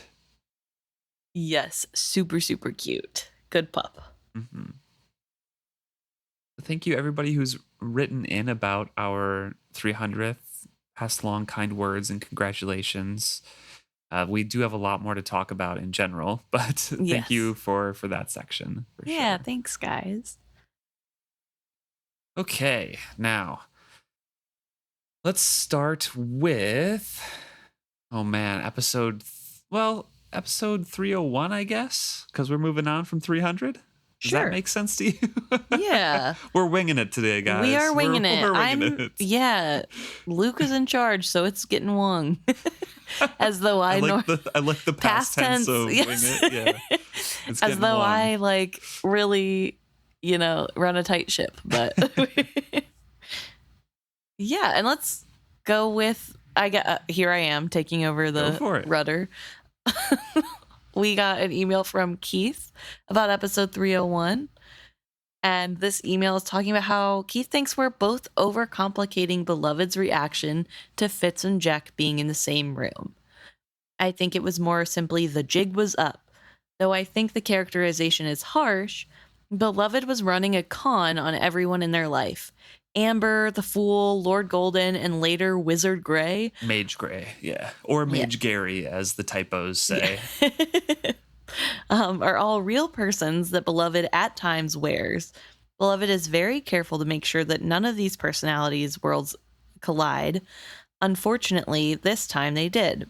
So Beloved's reaction is anxiety, relief, not knowing what to do next, etc., etc., etc. And I think we touched on that a little bit, but did put forward a lot of other reasons too. So I like kind of the simplicity of just, this is a, for lack of a better word, human reaction to an uncomfortable situation. Right. And the jig is up. Yeah. This is the two different personalities. There's no more lying about what happened in Bingtown because now Fitz has found out. Right. All of the details. Well, not all of them, but, close enough. Keith also mentions that they think Fitz's dislike of Amber is not only about the romantic inference. They remember that in the last trilogy, Fitz or Beloved stating that Amber is based in part on Queen Desire, a woman that hated him and killed Fitz's father. Fitz can't let go of that association. I don't remember that part specifically, but that is really interesting. And it makes me wonder, in what way is Amber like Queen? Is it the voice? Is it the way Amber says things? Which can't be, because Amber has a specific accent. Right. So I would assume that wouldn't be the same as Desire. But lack of Jamalian accent. Yeah. Well, so I guess it could be. But hard to say. And I'm not, since I don't remember it, it could be it's in his head. Amber reminds me of Queen Desire, or it could just be Beloved going, I pull from everybody in my life, and Queen Desire is one of them. Yeah. Well, Lord Golden is a little bit pulled from Regal. Yeah. I think it's mentioned in the first book of this trilogy. And learn from everybody around you. That's true. So, but I do think that if that is something that's brought up later, I don't think that's an association being made right this moment in general, but it would add to. The only way I say that, or think that it might be subconscious in this trilogy, is if Amber sounds like Queen Desire, or if Amber acts a specific way that Queen Desire did as well, and just kind of subconsciously registered to Fitz. Yeah, that's fair. But he wasn't around Amber that long in this chapter. So. Yeah, that's why this chapter, I mean, he just listens to the voice. So it's not like he's seeing mannerisms that are the same. So it'd have to be something with the voice, in my opinion. If that is the case for this particular chapter. But it is an interesting thing to look out for. Yeah. And Keith also wants to speak on the Fitz-Loved relationship. I know from my personal experience, you can have a relationship with someone that is not platonic, but also not romantic, for at least one of the parties involved, with the other party having romantic feelings. They say that it's weird, but navigable, and it becomes a beautiful relationship as long as, those boundaries are kept and, everything's both acknowledged. People are navigating that together. Exactly. I don't disagree Fitz has a deep-seated homophobia he can't let go of, but he still loves Beloved, and not just in a brotherly or community way. There's a deeper intimacy to the relationship. That's why he's always concerned about how Beloved perceives him and their relationship. And then also Keith has a congratulations on your anniversary. Yes. So it's also a really interesting perspective, because I'm more on the side of Fitz sees Beloved in a more platonic way. Beloved obviously loves Fitz.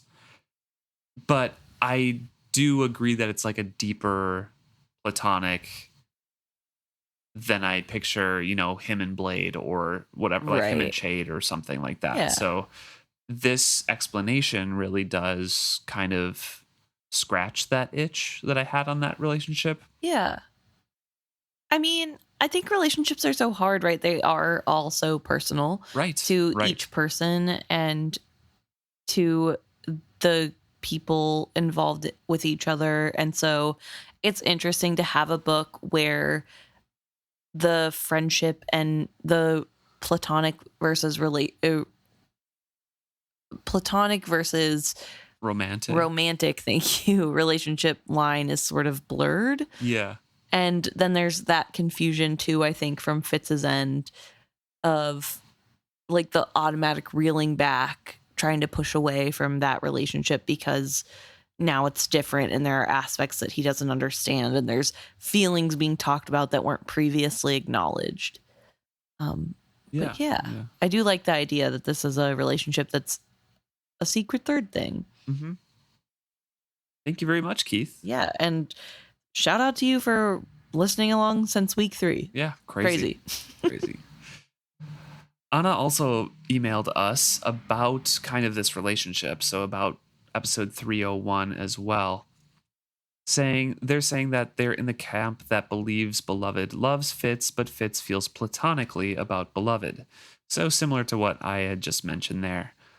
One of the things I loved about this series is the way it studies intimacy in different kinds of relationships. To me, I loved the representation of an intimate male friendship. I think part of the reason Fitz is reacting so negatively to Beloved having romantic feelings for him, in addition to internalized homophobia, is because he probably views Beloved as a safe space. He had so few safe people growing up. When he tried to warn people about Regal, none of those people took him seriously except Beloved. Beloved knows Fitz, and Fitz thinks he knows Beloved. They are family, they are pack. So when he sees Amber, when he learns that Beloved has this aspect and that his close friend that he knows so well feels romantically about him, that must feel fundamentally disorienting. I really agree with that too. It's also, I think, what we kind of touched on, but of course we're not writing it out and thinking it through, so it might have come across a little disjointed, but I think that's kind of how we both felt about his reaction to it. Yeah. Is that it's just so, it blindsides him so hard. Yes. I think that aspect of it, like as much as I think you have to touch on when you talk about this episode, you have to touch on the homophobia coming from Fitz because the way he's talking about his feelings is so steeped in that internalized homophobia. Right. You have to mention it. That yes. It comes from the country as well. Yes. Yeah. It's not just a Fitz problem. It's probably how he was raised.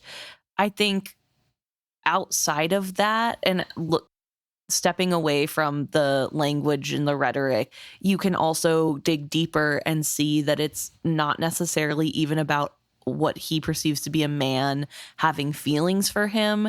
It's that deeper betrayal of a friend telling others that they were together, like thinking that his friend would allow people to think they were together, knowing that Fitz would not be okay with that. Right. And I think that's the deeper thing happening. And it is that rug pull of like, I thought we were friends. I think Fitz does know that there are more feelings on Beloved's side, but I think Fitz is okay to leave that alone because Beloved hasn't crossed the boundary of making that more of an issue. I don't want to say it like that because it sounds bad. It's not an issue, but there is a boundary and Beloved is respecting that. And then here it feels like that boundary is ripped in half. And so it is sort of that disorientation of like, wait, what about the boundaries? I thought he was being respectful of this and now he's not. And yeah.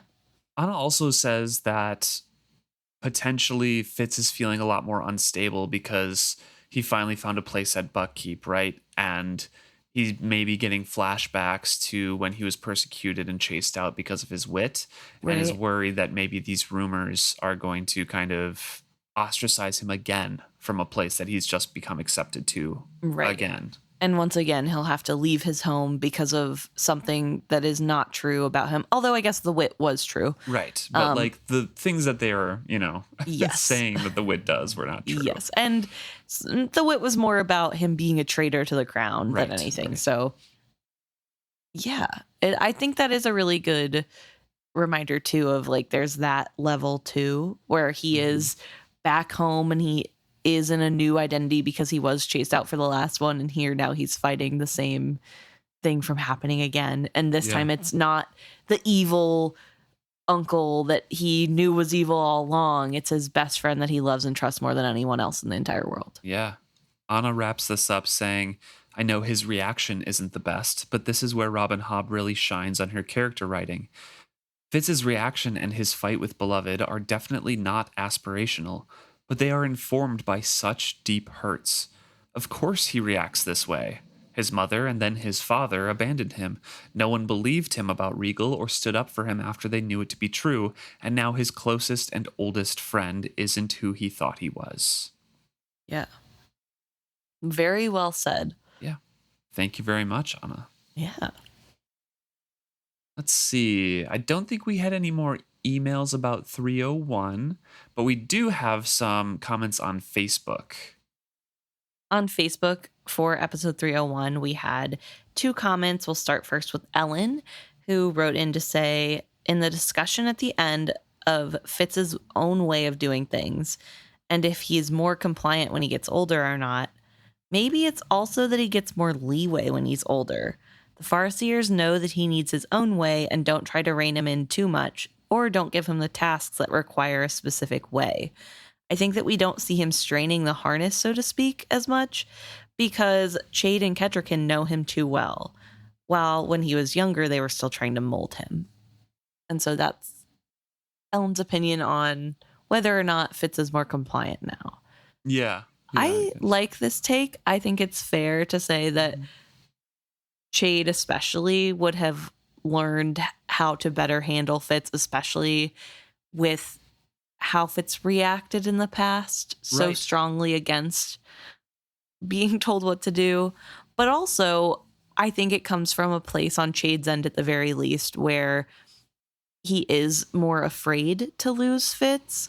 Like, Fitz was gone 15 years. Yeah. 15 years and didn't reach out at all. Mm-hmm. So I think there would be a little bit more of like eggshell walking, so to speak, because he would probably be worried that his boy's going to go away again. And at least right now, Fitz is here.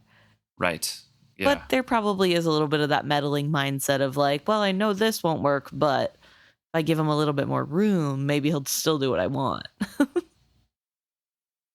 We also had a comment from Cookie Baker talking about the epigraph that was part of 301, where it was the translated letter from the Chalcedean captain, who said, I don't want to be executed, blah, blah, blah, we talked about how it was an insight into their culture. And there was the mention of the name Godborn. Yes. I interpreted Godborn as also another name referring to the Duke. And I do see the many names he referred to as a royal thing. Perhaps it stems from of old when you want to hide your true name from the dragons or elderlings so they can't control you. And Cookie Baker references the dream that Nettle pulled Fitz into but can't hold on to Fitz because she doesn't know the true shape of him. Yes. Or his identity, really. And Cookie Baker says if you use a name or identity too long, it can become imprinted on you as your actual identity. The Chalcedeans have a weird thing about keeping their name alive through their sons, but being the Duke is a higher status for him to keep alive than his given name. Which is interesting, too, because we didn't refer or think about Godborn as another name for the Duke. I don't specifically remember the context of Godborn, but I remember not thinking it was another name for that. I said that it might be like a title, I think. But yeah, we were wondering if it was a typo. That was the or maybe not typo, that's not right. Like a misprint or something that wasn't caught later. Yeah, because I remember like reading through this epigraph and none of us talking really about the Duke with that term. It says, I am no coward. I've always accepted the will of the Godborn. Right. And I guess I read that as meaning maybe there was like, that's like what they called some sort of judge or something, not including the Duke. Yeah. And he does go on to call the Duke the Duke. Right after is more than a dozen times has my life been put at the feet of Duke Sitter. Yes. For the good of glorious Chelsea. Which, I mean, yes, it could be referring to a title. It's just a little bit vague. So I can see that interpretation of being like, the Godborn would be the Duke. Right. And then I'll refer to him by a different name in the next sentence. That could be. Yeah. Along with Cookie Baker's comment on that, we also had a comment from Degenhart on Blue Sky that says the Duke's name could have been a mistranslation. In European medieval times, names did get translated regularly. It could also be one of many honorifics. So yeah, kind of alongside the same thought there. Yeah, that maybe it's just another term of the Duke. Yeah. And I guess it would make sense that the Duke, they would believe the Duke to be God-born. I think right. It does make sense. Yeah, it's like passed down from son to son, right? So obviously the ones in charge have to be special. Yeah, I thought this was, I guess when I first read it, I thought this was, I've always accepted the will of the Godborn as like taking it as the religious angle that it's presented in of like, this is the fate. Like I have accepted fate, the will of the fates. Interesting. That they have decreed for me. And then saying like, I put my life in the Duke's hands before, and the fates have decreed this, whatever. But now he's fighting back because the reasons, you know? Right. So I guess I didn't interpret that way, but I can definitely see that interpretation that could be just referring to the Duke as, you know, maybe even the same connotations that I had of just like the Duke's will is the fate. You know? Could be. I don't know. But it's interesting to see what other people thought on it. So thank you, Cookie Baker and Degenhart. Yes, thank you. Thank you. And we also had some things about episode 301 on Instagram. First is from a comment directly on the episode from Rhonda, who says, I hate this so much. Fitz is so wound up on what he perceives as, quote, normal and, quote, known. I feel like he really hurts Beloved here, and he's lucky their friendship survives. Yeah, I agree with that. It's just kind of tough to read at times if you're just like rereading it. Yeah. But analyzing it, it's you get some distance, I feel like. Yeah. Some emotional distance. So some of these things, like some of these chapters aren't hitting as much as if I was just reading through them. I can still feel the dread of like, oh, we're coming up to it. But when I'm reading it myself, I'm just like, okay, this could be why. This is what I should talk about. That sort of stuff. I think I still get emotional about it. I mean, it depends on the chapter. Night Eyes chapters, obviously, but yeah, that's fair. That's fair. We also had a message on Instagram, a DM from Peculiar Ponies.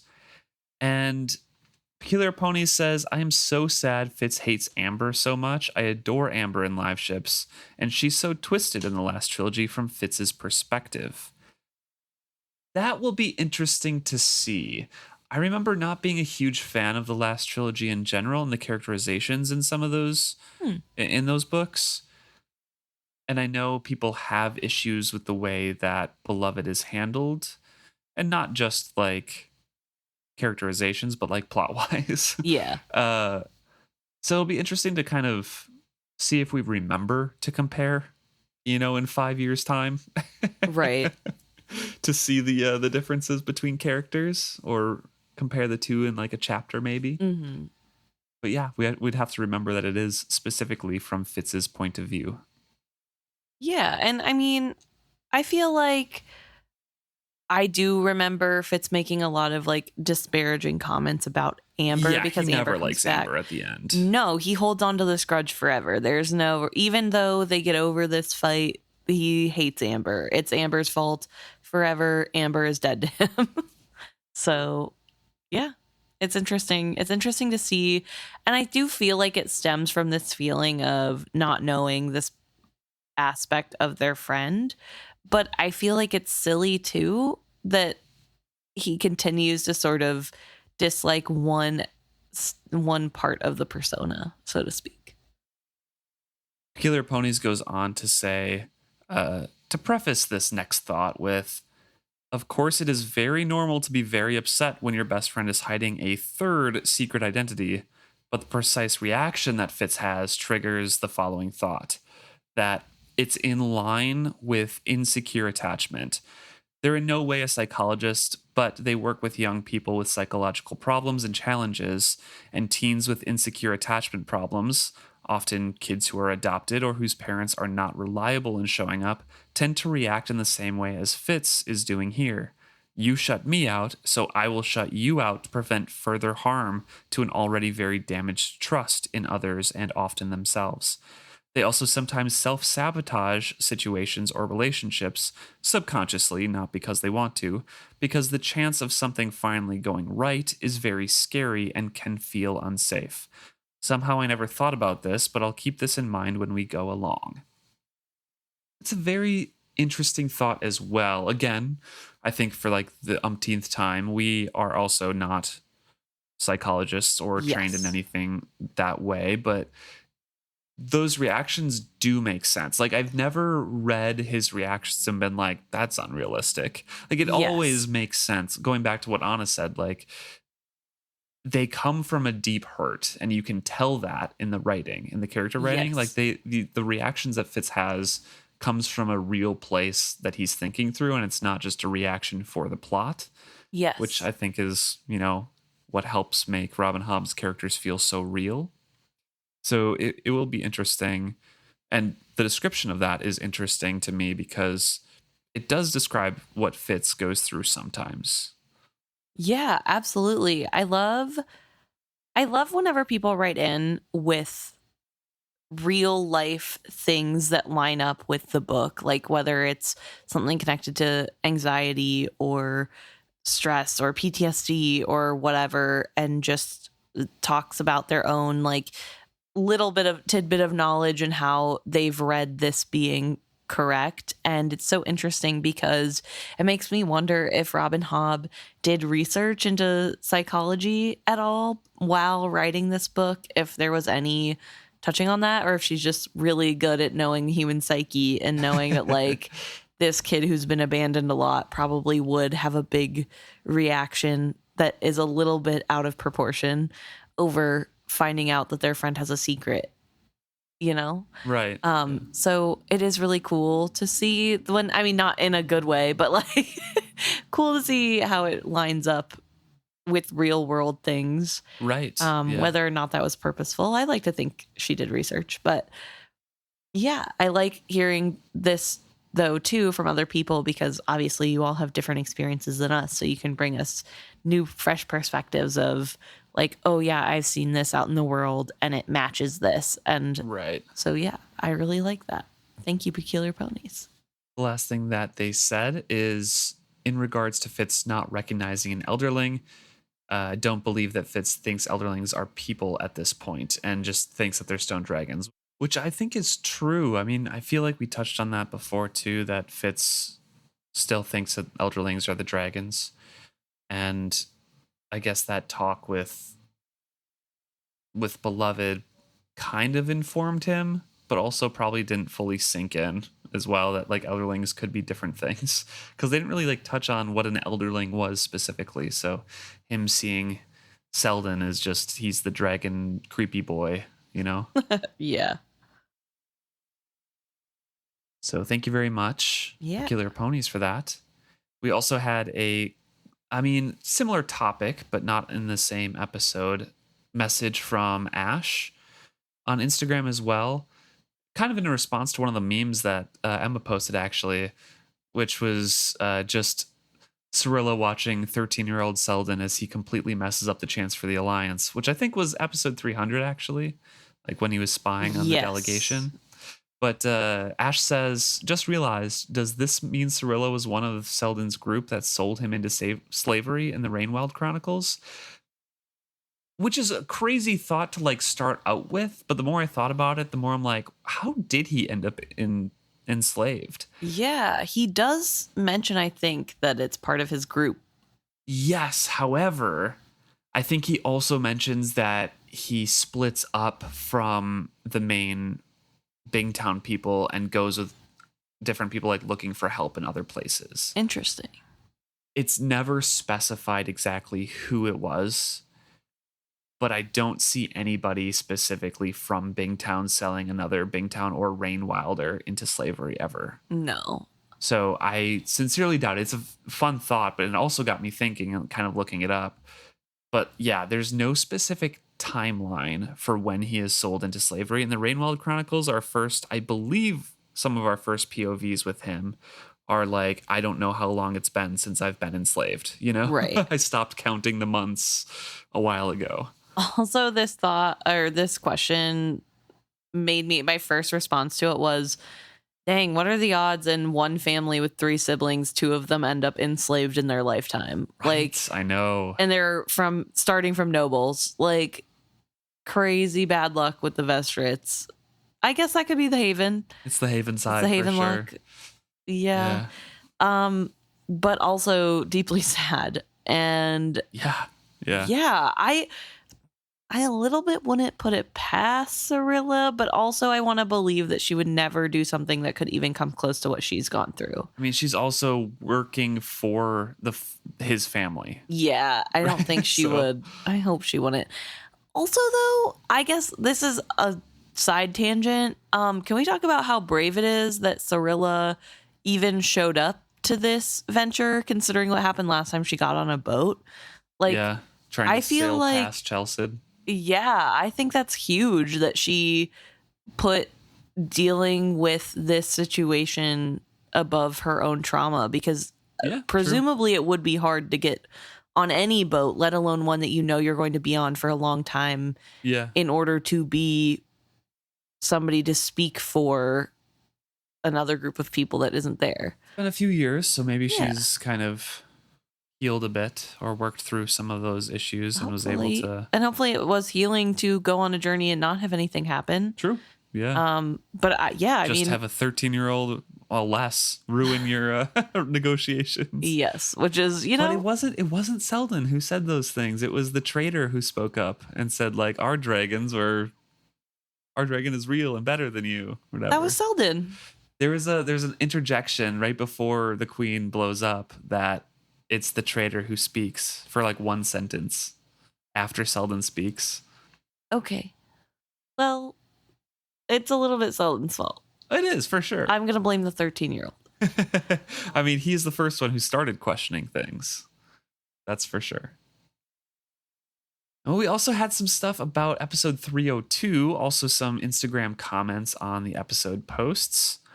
And one, again, was from Rhonda. Let me see here. And Rhonda just thinks that Fitz's skills are rusty. I asked the question, why doesn't Fitz look into Henja more? Right. And so I think it's a response to that. That makes sense. That his skills are rusty. He's not thinking of it. And they definitely are. We talked about that too, right? In Fool's Errand, especially how like he's been 15 years out of the game and he's a bit rusty, but like also I think we just decided that he thought it was Chade's area, right? Like it's just, like Chade has to deal with this. I'll tell Chade and then we can ignore the rest. So he just kind of decides to keep an eye closely on Dutiful and ignore everything else. So maybe that is part of his rusty skills. We also got a comment from Hammer Gurumi, who says, my thoughts on the pale woman wanting Elliania to sleep with Dutiful isn't with the aim of getting pregnant, but just binding him closer to her for, quote, honor, so that he will do as she asks. I can't remember the Out Island customs, but I took Elliania saying that she wasn't a woman yet as meaning she hadn't started to menstruate, so pregnancy likely wasn't even possible, which is a good thing to point out. Yeah, I true. also noted that. I don't think I said it on the podcast. Convenient. But I do feel like it's pretty common for most cultures to say that womanhood starts at period, especially like in older customs. Yeah. That's the mark of womanhood, is the being able to bear children. So I would agree with that assessment that she probably hasn't had a period yet. So yeah, maybe it is just more about the view of honor and nothing to do with heirs. Just like binding the prince to it. Like that's, yeah, we also talked about that a little bit, and that's why she's more going for the pride thing. Yeah. And then also Hammer Groomy said, my second thought this week was just a funny reaction I had to the censoring of Fitz towards Starling. Most of the pods I listen to have a more liberal attitude towards swearing, and so my mind filled in basically the only word that might ever be censored in these contexts. I have been enjoying my headcanon that much like in movie rankings or ratings, where they are only allowed one F-bomb, Rob and Hobb chose that as the perfect moment for Fitz to drop the C word. I laughed at that. That is a funny thing to put in there. Yes. Maybe it's our time in Australia that makes us yeah, true. find the C word more funny than that. But I don't know.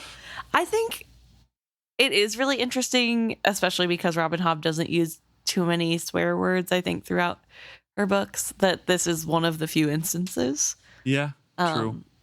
But also would have been a little bit funnier with the C word, but I get it.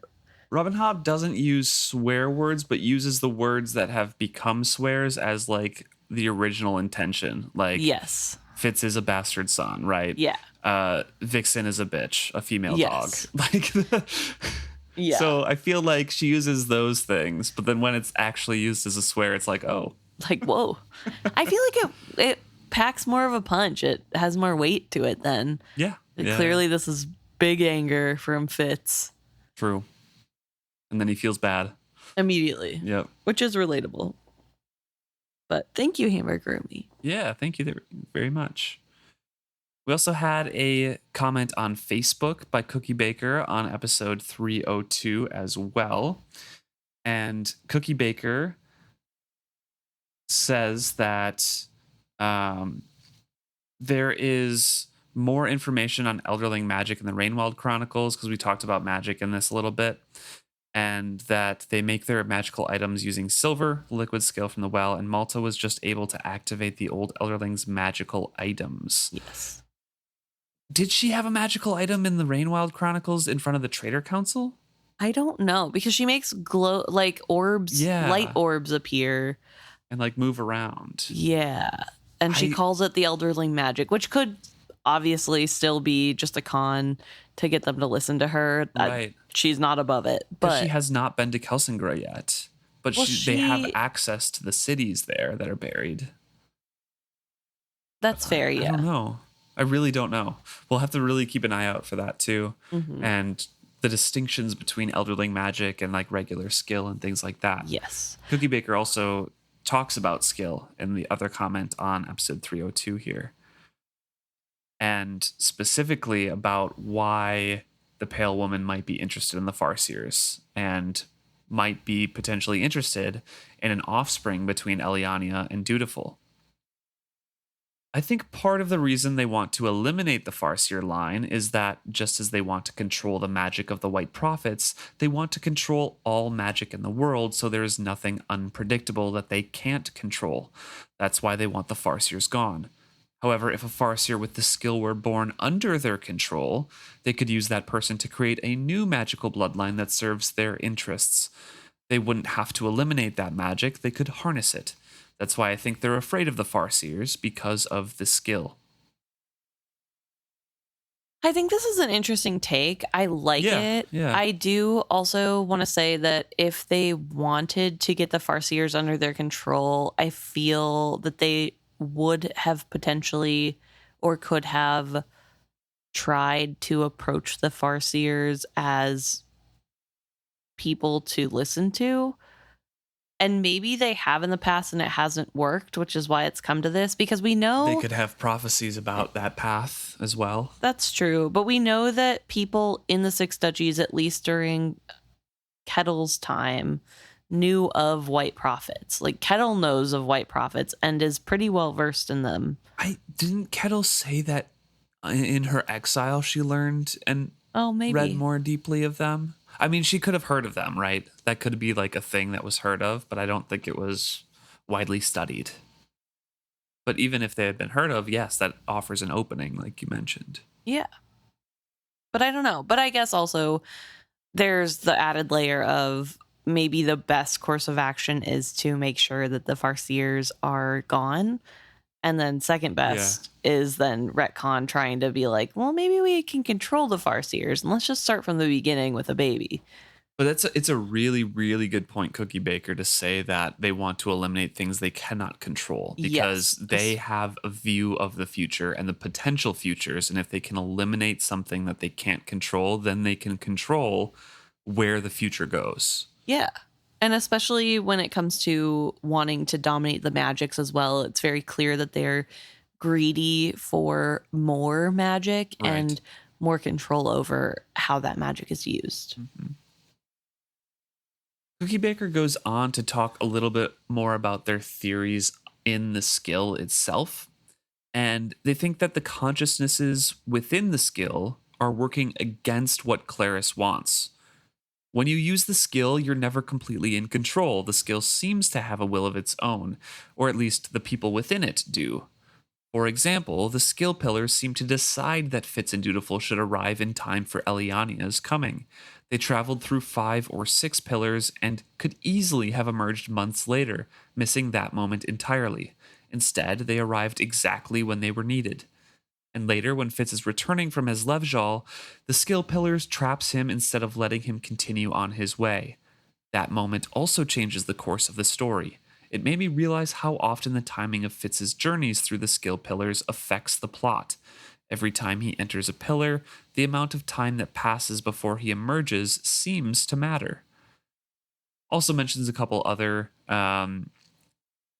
parts that they seem to have a will of their own, like the consciousnesses saving Fitz and Dutiful from the skill pillar as well. And it seems as if the consciousness maybe thought they were important or needed to do something. And overall, taken all together, Cookie Baker thinks it kind of paints the picture that these consciousnesses within the skill itself are guiding events to the best of their ability. Yeah, and I really like this idea of the skill being a living thing. And even with a goal, because Cookie Baker says that the goal, it seems to them, seems to be to continue the use and expand the use of the skill, because then there are more people connected to the skill and maybe can grow that consciousness or just keep it alive in some way. Which is very interesting as like a eldritch horror kind of vibe to it. Yes. Yeah. But I kind of like the idea of it. I don't know. And it kind of goes towards the view from, Selden's brother. Wintro of whenever he is one with the skill, he talks about being in Saw's presence and being blessed by Saw. And so maybe that is the deity. Could be the many faces of Saw. Yeah. Very interesting. Thank you very much, Cookie Baker. Yeah, thank you. And then for 302, last but not least, we have a comment on Blue Sky from Degenhart once again. And this again is part 2 of the Jack chapter. And Degenhart says, Starling is such a self-centered a-hole. It's all about me, me, me. And turning all of this around, saying Fitz only spent time with her to have sex, that is borderline evil. I do not feel for her at all, and I don't agree with any of her takes. Fitz made a decision, she may not like it, but it's his decision to make, and she tries to guilt-trip him into not blaming her for her blatant lie and disregarding his decision he made in accordance with his personal beliefs. I don't think that Fitz necessarily judges her for her promiscuity. He knows that that's how minstrels are. He does judge her, and rightly so, for lying to him and trying to talk down his feelings of betrayal. And we know that Starling is actively lying to Fitz about this whole thing, because when Fitz finds out, her reaction is like, I knew you'd have a problem with this. This is exactly why I didn't tell you. And it just seems like she knew that this would be a problem for Fitz and chose to do it anyway. Yeah, yeah. And there's actually another discussion by Blue Weasel on Reddit about Starling. Yes. And this kind of scene. And Blue Weasel says, if the scene last book didn't cement in my mind the toxicity of her character, she immortalized it here. Without even getting into the whole of the all new terrible things she says, I wanted to speak on significantly her statement about having made one little mistake and her claim that Fitz ended the friendship when he decided to end the sex. As you discussed, that one thing is not little. But as a professional gaslighter, she has Fitz, and possibly many readers, fully ignoring that it was in no way just one thing. She said horrible things to Hap, then said horrible things to Fitz, and I believe then doubled down on some of the horrible things about Hap to Fitz. Honestly, her behavior around the discovery of the secret of her marriage, at least to me, was far more reprehensible than the secret ever was. And she decided that she wasn't welcome in Fitz's bed, that she wasn't staying. She stormed out. She ended the friendship, not Fitz. She never apologizes for any of the things she said, and I imagine, because if she even remembers she said them, she doesn't think she did anything wrong. Her MO seems to be, if I'm upset, anything I do or say is justified. The only possible attempt she made to make up for all of that was to try to sleep with Fitz as some sort of remedy for her grief when Night Eyes died. And when that's rejected, she is not nice about that either. Starling in the first trilogy always came off to me as a decent person who has some issues. Starling in this trilogy loses all decency. And after this whole hissy fit, I hate that they sort of make up just for her to get pregnant and end the friendship again, because obviously a married woman with child could never be friends with a man who's not her husband. Suddenly the marriage is so super important and friendship violates it? Ugh, she makes me so mad. Yeah, I think... Pretty eloquent way of ranting as well, so thank you, Blue Weasel, for that. Yeah, shout out that. And it kind of goes hand in hand with Degenhart and a lot of the other readers and commenters here with the vitriol against Starling, because it's awful. I think, in my opinion, Starling isn't as bad in the first trilogy because she is, like Fitz, basically a child. I think she's an older teen, but she's still a child, and she went through some horrible things. And I think it's easier to forgive some of the not nice aspects of her when you take all of that into consideration. Right. However, I think that the difference between, besides the fact that now she's a grown woman, I think the difference between first trilogy and this trilogy is now Starling has sort of been built up into this big character. She is a celebrity. Like, in as far as a celebrity can exist in this world. She's lived for 15 years as the favorite of the queens. Yes, she is basically set for life, even though she seems still a little bit concerned about what that means when she gets old. She's married. She is a queen's favorite. There's no way Ketcherkin will ever let her starve or go hungry or be cold in the winter, even if her marriage didn't work out. So she is a celebrity, and I'm sure that has not helped her continence and like how she acts around other people, because she hasn't had to be a normal person, right? Like everything she does is applauded, and she is well known, and people sing her own songs to her. Like, that's a level of celebrity that I feel like gets you out of touch over time. Right. It feels like the equivalent of becoming a millionaire or a billionaire from starting off not rich. Like, yeah, over time you are going to become out of touch, especially if your whole goal was to become the millionaire billionaire. Like, now all of a sudden you don't have to remember where you came from, and you never wanted to anyway. So I do think it is very realistic that she becomes more dislikable. And I think it's fair that people remember her and think, oh, she was the worst character ever. Don't think it's fair that people say that about First Trilogy. She's just it's very mildly abrupt, annoying. like the shift, Yes. because we skipped out on 15 years. Yeah. Right? So yes, it's understandable, but it is very abrupt. Yes. And also thank you to Blue Weasel for pointing out that it was her who walked away. Yeah. Like, she is the one who ended everything and cut things off. And yes, Fitz is keeping the boundary of, I don't want to share a bed with her, and sort of pushing away the friendship.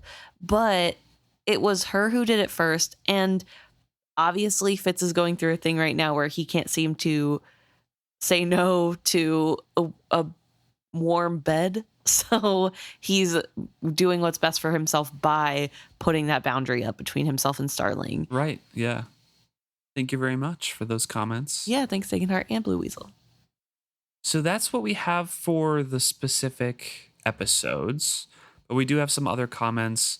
And I think we will start with, on Spotify, we have a message from Audrey, who's just talking about the magic in general. And Audrey is, first of all, I didn't know that you hadn't read the last trilogy yet. So crazy that you're listening to us and commenting. I mean, welcome still. Thank you for listening. Yeah. Should read that last trilogy. Yeah, get to it. It's good. Well, I like it. Not everybody does. But their headcanon here. So maybe it has some like wrong context that they're admitting here, but their headcanon as it stands right now is that there were initially two kinds of magic. The White's magic that predicts the future, and dragon magic. And then everything kind of splits off from there. And different magics that we have present today are mixes of those two in different ways, which is very, very interesting. And then lastly, Audrey says that I believe that the circle of magic is BS, as proven by many who possess both the wit and the skill. And I think the author of that is just prejudiced against the wit and wants to gatekeep the skill. Which I think we did touch on how it seemed very prejudiced against the wit in general, and that it probably, because of that, is having some wrong information, because you don't want anything to touch the wit if you're prejudiced against the wit, right? Right. You don't want to learn any of those magics if they're supposedly next to the wit in the circle of magic. Right. But it is a very interesting theory that I think we toyed around with, the dragon magic and the White's magic. And I feel like we've kind of said it before, where the dragon magic must be like skill and wit, and then they like split up. But it's so wishy-washy, and like some things lean into that and some things are like, no, they're so different from anything that dragons do. Right. So it's hard to say, but like it's a cool headcanon for sure. Yeah, I like the idea. I don't know if I subscribe to it myself, but I do like it. And I don't know that it is disproven by the last trilogy, so yeah. For example, No Audrey in here has like hedge magic is a human magic, or is a mix of the draconic glamour, like for charms and amulets and things, and the White's ability for fortune seeing, like with palm reading and things like that. So it's interesting. It is interesting. Yeah. Also, we have a message from Andrew on Instagram as well. It's just a video meme of Lady Gaga answering Anderson Cooper's question about whether she is a hermaphrodite or not, or has a male appendage, I think, as he puts it in the interview. I think he does say that. And Andrew Watt says, beloved on the gender question in the first trilogy, which is really funny. Yes. Actually. And if you haven't plumbing. Yes. If you haven't seen that interview, highly recommend. It's really good. But Lady Gaga essentially says, so what if I do? Yeah. Like, that doesn't make my fans love me any less. So who cares? And doesn't answer the question. She refuses. Yeah. Yeah. Really so good. I think that, and also, if there's, for some reason, any young people listening to this, back in the day, Lady Gaga did have a lot of, like, there's a lot of questions of Lady Gaga's gender and, like, rumored to be a man. Yes. There was a lot of, like, stuff being thrown around. I think this is in, like, 2010s, like early 2010s, maybe even late 2000s, where Lady Gaga was sort of like, people were like, oh, there's no way that that's a woman or she's right just a around woman. the meat dress era, I think. Yes, that's when she used to dress like a crazy person, and I say that with love. I love that era. Don't get me wrong. I was a little monster. Rah rah, ooh la la, you know. Nice. Old people unite. But that is a really Old people, wow. Listen, I get to say that. I'm in the 30s club now officially, so yeah, but anyway, that was a very good. That is very much how I see Beloved and how Beloved handles the gender questions in general. All right, we'll wrap this up with 2 other emails, both kind of surrounding the live ship traders a little bit. And I think we will start with Zach. Zach is on episode 200 and can't wait to catch up. But they wanted to bring up some things about like reading order, for example, how weird it is to read things out of order. But Zach did read them out of order and read all the Fitz books first, and then went back and saw, oh, these books are written by Robin Hobb. Let me read those. And then halfway through Live Ships is like, wait, this is the same universe. Oh, Amber, duh. Yeah. And then read through the rest of the way there. And it gave them a very interesting perspective on like kind of knowing the plot twist already, but like reading into the actions of Amber. So that was kind of cool. And then also about the recaps at the beginning of the novels. I've heard you guys joke about them a few times, and I've always assumed they were written for the original readers who had to wait a year or 2 between books. I didn't start reading Hobb until all the books were already out, but I grew up in the 80s and 90s, so I remember what that was like with other series. Those readers probably appreciated a quick refresher. And I do agree with that. I think we just make fun of them because in this day and age, they are all out, and like reading them back to back like that is like, we just finished talking, for 50 hours about this book. Yes. Yeah.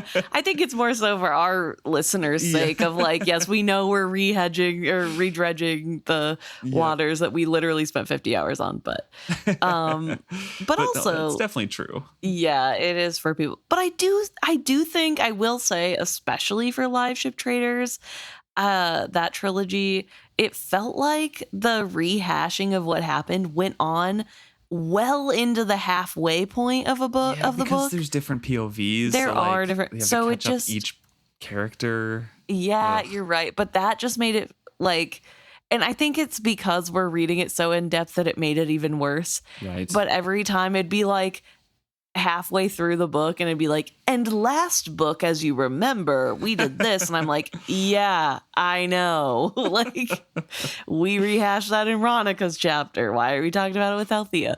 But yeah, I think that's where my annoyance comes from.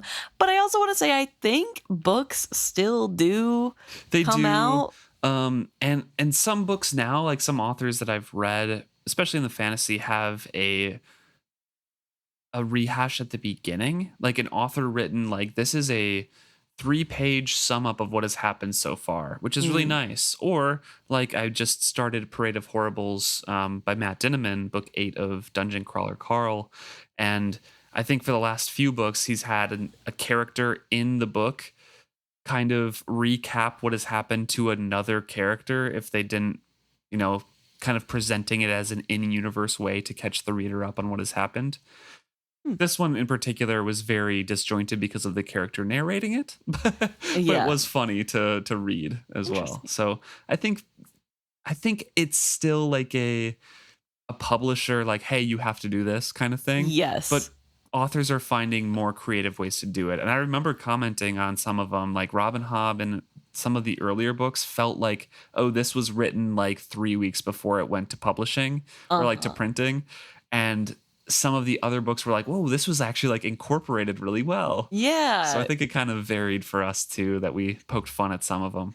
Yes. Yeah. So I think that's a good reminder that yes, there are recaps, not just for people who pick up the middle of a trilogy or a 16-book series and go, what's this about? Yeah. But yeah, good point. It is. It is also for the people who had to wait. Yeah. Poor unfortunate souls. Thanks for writing in, Zach. Hope you hear this soon, but not too soon, because that's a lot of episodes to hear soon. Yeah. Catch up with 100 of them in a little bit, but yeah, thanks for writing in. Yeah, thank you. And last but not least, we have an email from Rowan titled French Kettrican, Scottish Chade, and Other Important Matters, which I thought was a funny title. Yes. Rowan is writing in because they're an audiobook listener, and we're very surprised by some of the accents that were chosen for some of the characters, including French Kettrican and Scottish Chade. I love it, honestly. But also, they just finished their reread or re-listen of Live Ship and figured that they'd write in a few thoughts and questions, but spent so much time writing the email that they also were well into Tawny Man. Yes. Stopped listening to our podcast because they were so busy reading and with other life things. So are kind of just general thoughts spanning this whole email. The very first one is, which point of view do you most wish we got in Live Ship that we didn't see, or which would you wish we saw more of? I wish we saw more of Kyle. Interesting. And I wish that because this is kind of a hot take, but I am so sick of everybody in the fandom going, Kyle is the worst person in Live Ships. He is the worst villain. He is the worst person. It's it's the same thing with Umbridge in Harry Potter. It's just, that's the villain and can be realistic. But there's Voldemort, literally Wizard Hitler right there. Yeah. And he's not the worst. What are you talking? Or Fenrir Greyback, who bites kids on purpose for fun. Yeah, as a werewolf. But no, it's Umbridge because it's the human character that you could see being evil. It's the same with Kyle to me. I bet a lot of people have met a Kyle. That's fair. And yes, he is awful. However, the one POV that we do get, you can kind of see his conviction of I need to help my family out of poverty. This is my role as a man. This is what I need to do. I am righteous in doing this because this was how I was raised, and this is my values, my morals. And then he's glamored by a serpent and almost throws his son overboard, but doesn't. So I wish we got a little bit more just to add to that humanization factor that we get with Kenneth for the whole trilogy. Yeah, and I think it'd be really interesting to. I don't think this is a topic that we touch on very often or in depth, but I think it'd be interesting to be able to look at sort of how misogyny affects men. Because we obviously have been able to touch on how that affects the women in the books, especially Live Ship traders. And we touched a little bit on the misogyny and how that affects men, I think, too, even if we didn't phrase it in that way. But to have a character who is so steeped in that culture, but not specifically but contrasted versus another culture. And I think especially someone like Kyle who benefits from and is made the culture is made for, still struggling because he's also not of the higher caste. And I think that's really important to look at too, because misogyny bad, but also it just that sort of so controversial. Wow. I know it's a hot take, especially on this podcast, but I think just looking at the aspects of even when the system is built for you, when it's built rotten, it's not good for anybody. And there are negative aspects that I think is an interesting conversation to have. So I think it would be cool to see. Yeah, that. For sure. And we do get a little bit of that. We'll probably get into that next trilogy quadrilogy with Elisa's husband. I can't think of his name. Hest. Thank you. I'm so bad with names. I'm so sorry.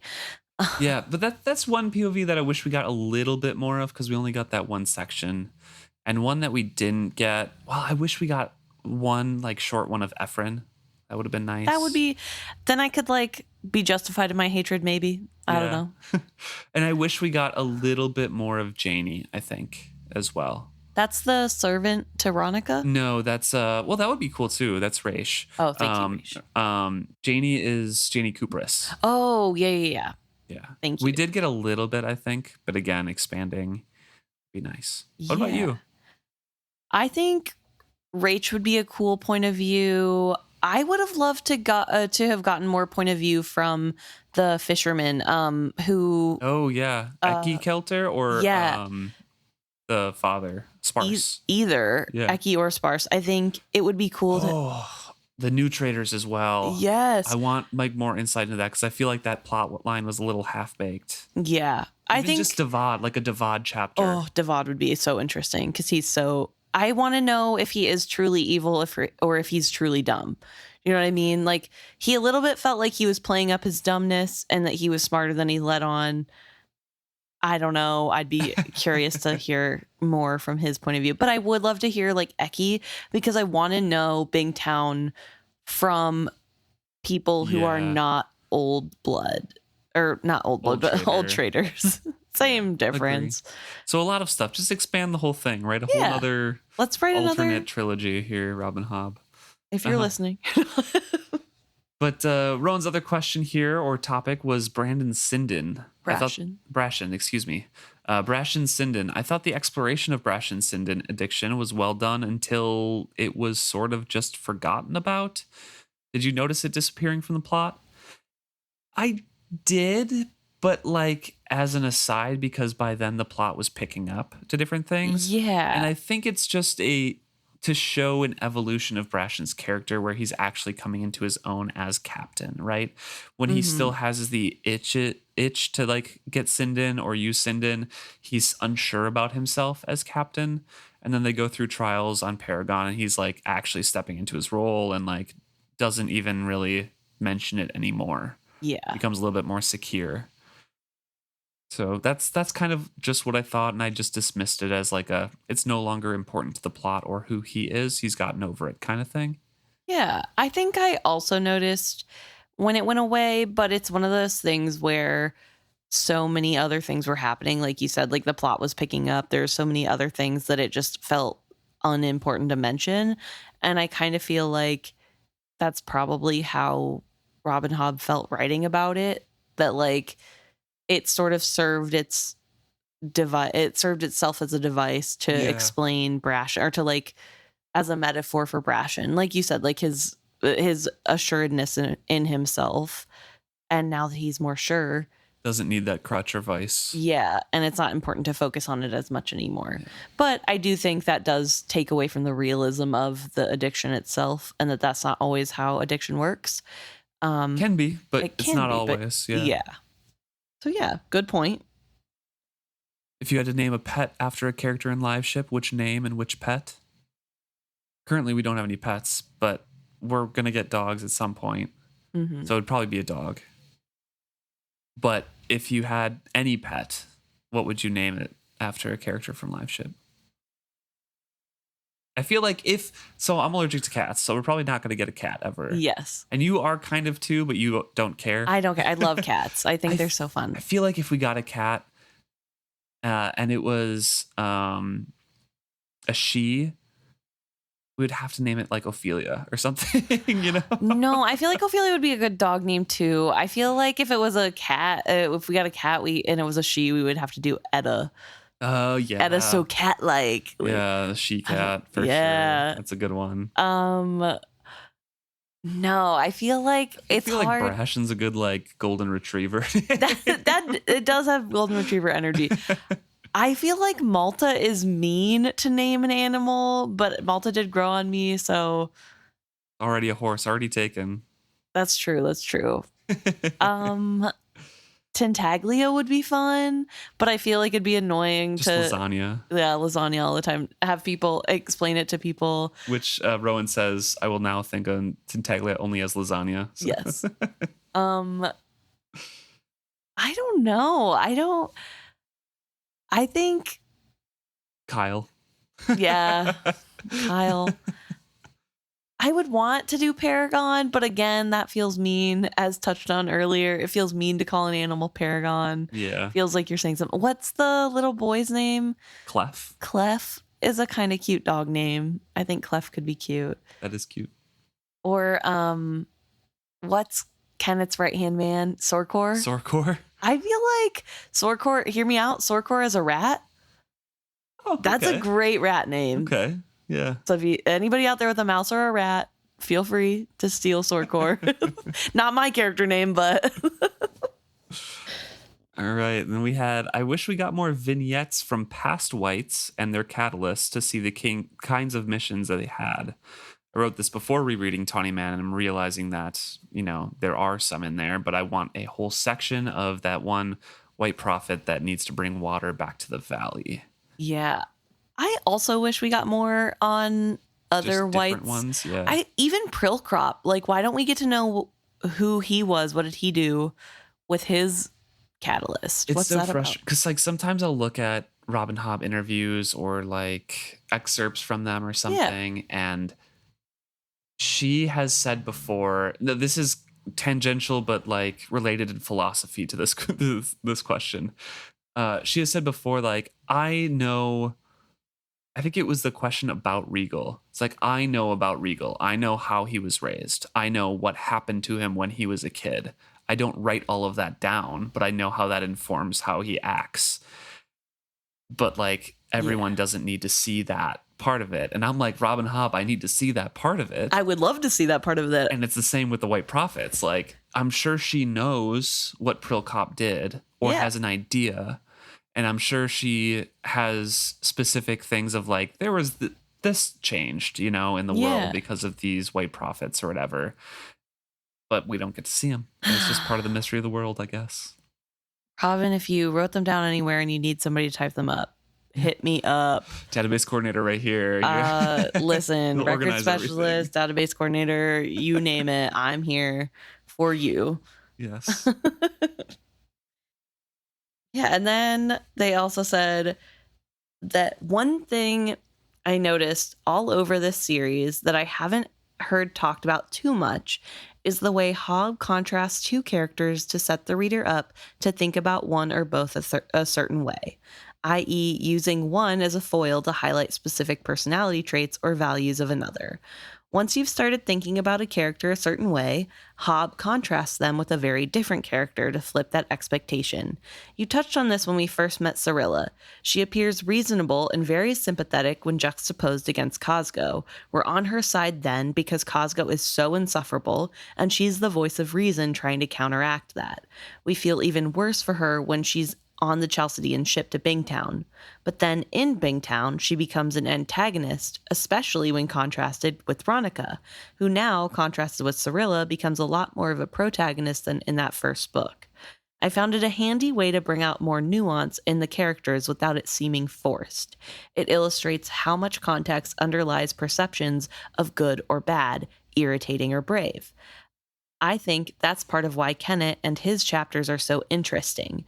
At least for me, during a lot of the first live ship books and some of the second, there are a lot of necessary character and plot setups going on with other point of views, which can feel a bit dry or boring the first read, especially while Kenneth is immediately interesting as a character and his chapters have the action that the others are lacking.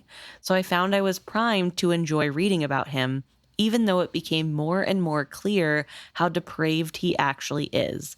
I'm in no way a literary expert nor an English major like Emma, so these are but thoughts bereft of a theory. That is what being an English major is, and analyzing stuff. So it's great thoughts. I give you an honorary English major degree from Fitzhappy University. Yes, I love that about the characters. I love how they are so real and full, and I think it is very true that where they are and who they're with makes you as a reader feel differently about their actions. Yeah, for sure.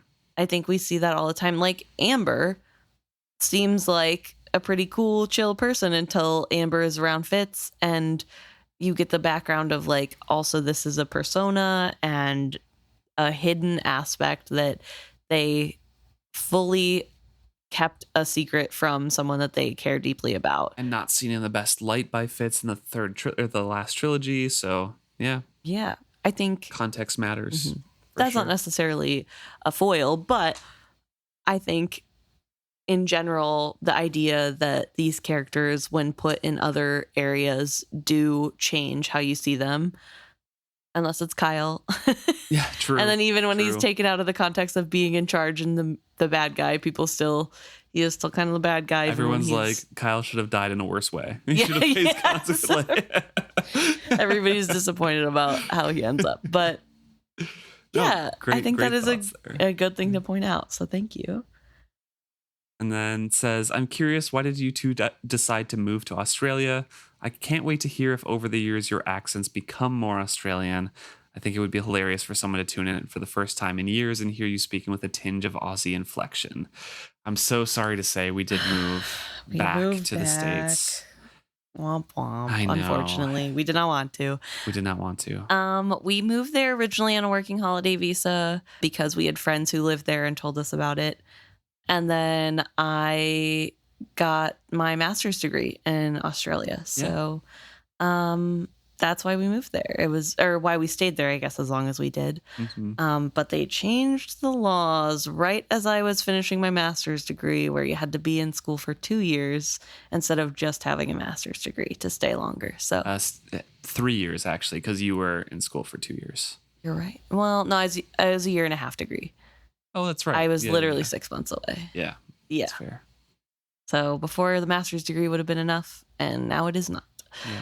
Which is fun and fine and fresh. But if anybody is Australian and has a sponsorship that they'd like to throw our way, mostly kidding. But yeah, so that's why we were in Australia, but we're back now. So I don't think we ever would have gained the accent.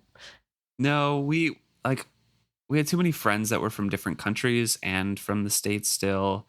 And we knew some Aussies, of course, but obviously, I don't think I'm very susceptible to accent switching unless it's from where my grandparents are from. Yeah. The west side of Wisconsin. And then I code switch to more Wisconsin. To more Wisconsinite, for sure. To blend in with them. Yeah, you betcha. Oh yeah, for sure. But Emma had a great Aussie accent that she would entertain her friends with. Well, that one was put on, and yes. I got approved by Australians for all our Aussie listeners and got told that I actually did sound a little bit Australian. Yeah. So my party trick is that I can sound Australian. At first, though, they did tell me I sounded more Kiwi, and then by the end, everybody was like, wow, that's pretty good. So in Australian, I think that means perfect. And also, thank you very much, Rowan, for sending in pictures of Toby, your cat. Yes, Toby is so cute. Yes, very cute. Thank you, Rowan. Thank you, everyone who wrote in. Always good to hear from you guys. And we will not wait as long to get to you next time. That was a long one. Yeah. It was. Thank you so much for staying with us all the way. Yeah. Hopefully you did. Mm-hmm. I don't know. Or you didn't. That's okay, too. And then we're speaking to the void. Yeah, I guess if they're hearing this, they stuck with us all the way. Right? That's true. That's true. And you're special for that. Here's your star. Thank you so much. Thanks, guys. See you next week.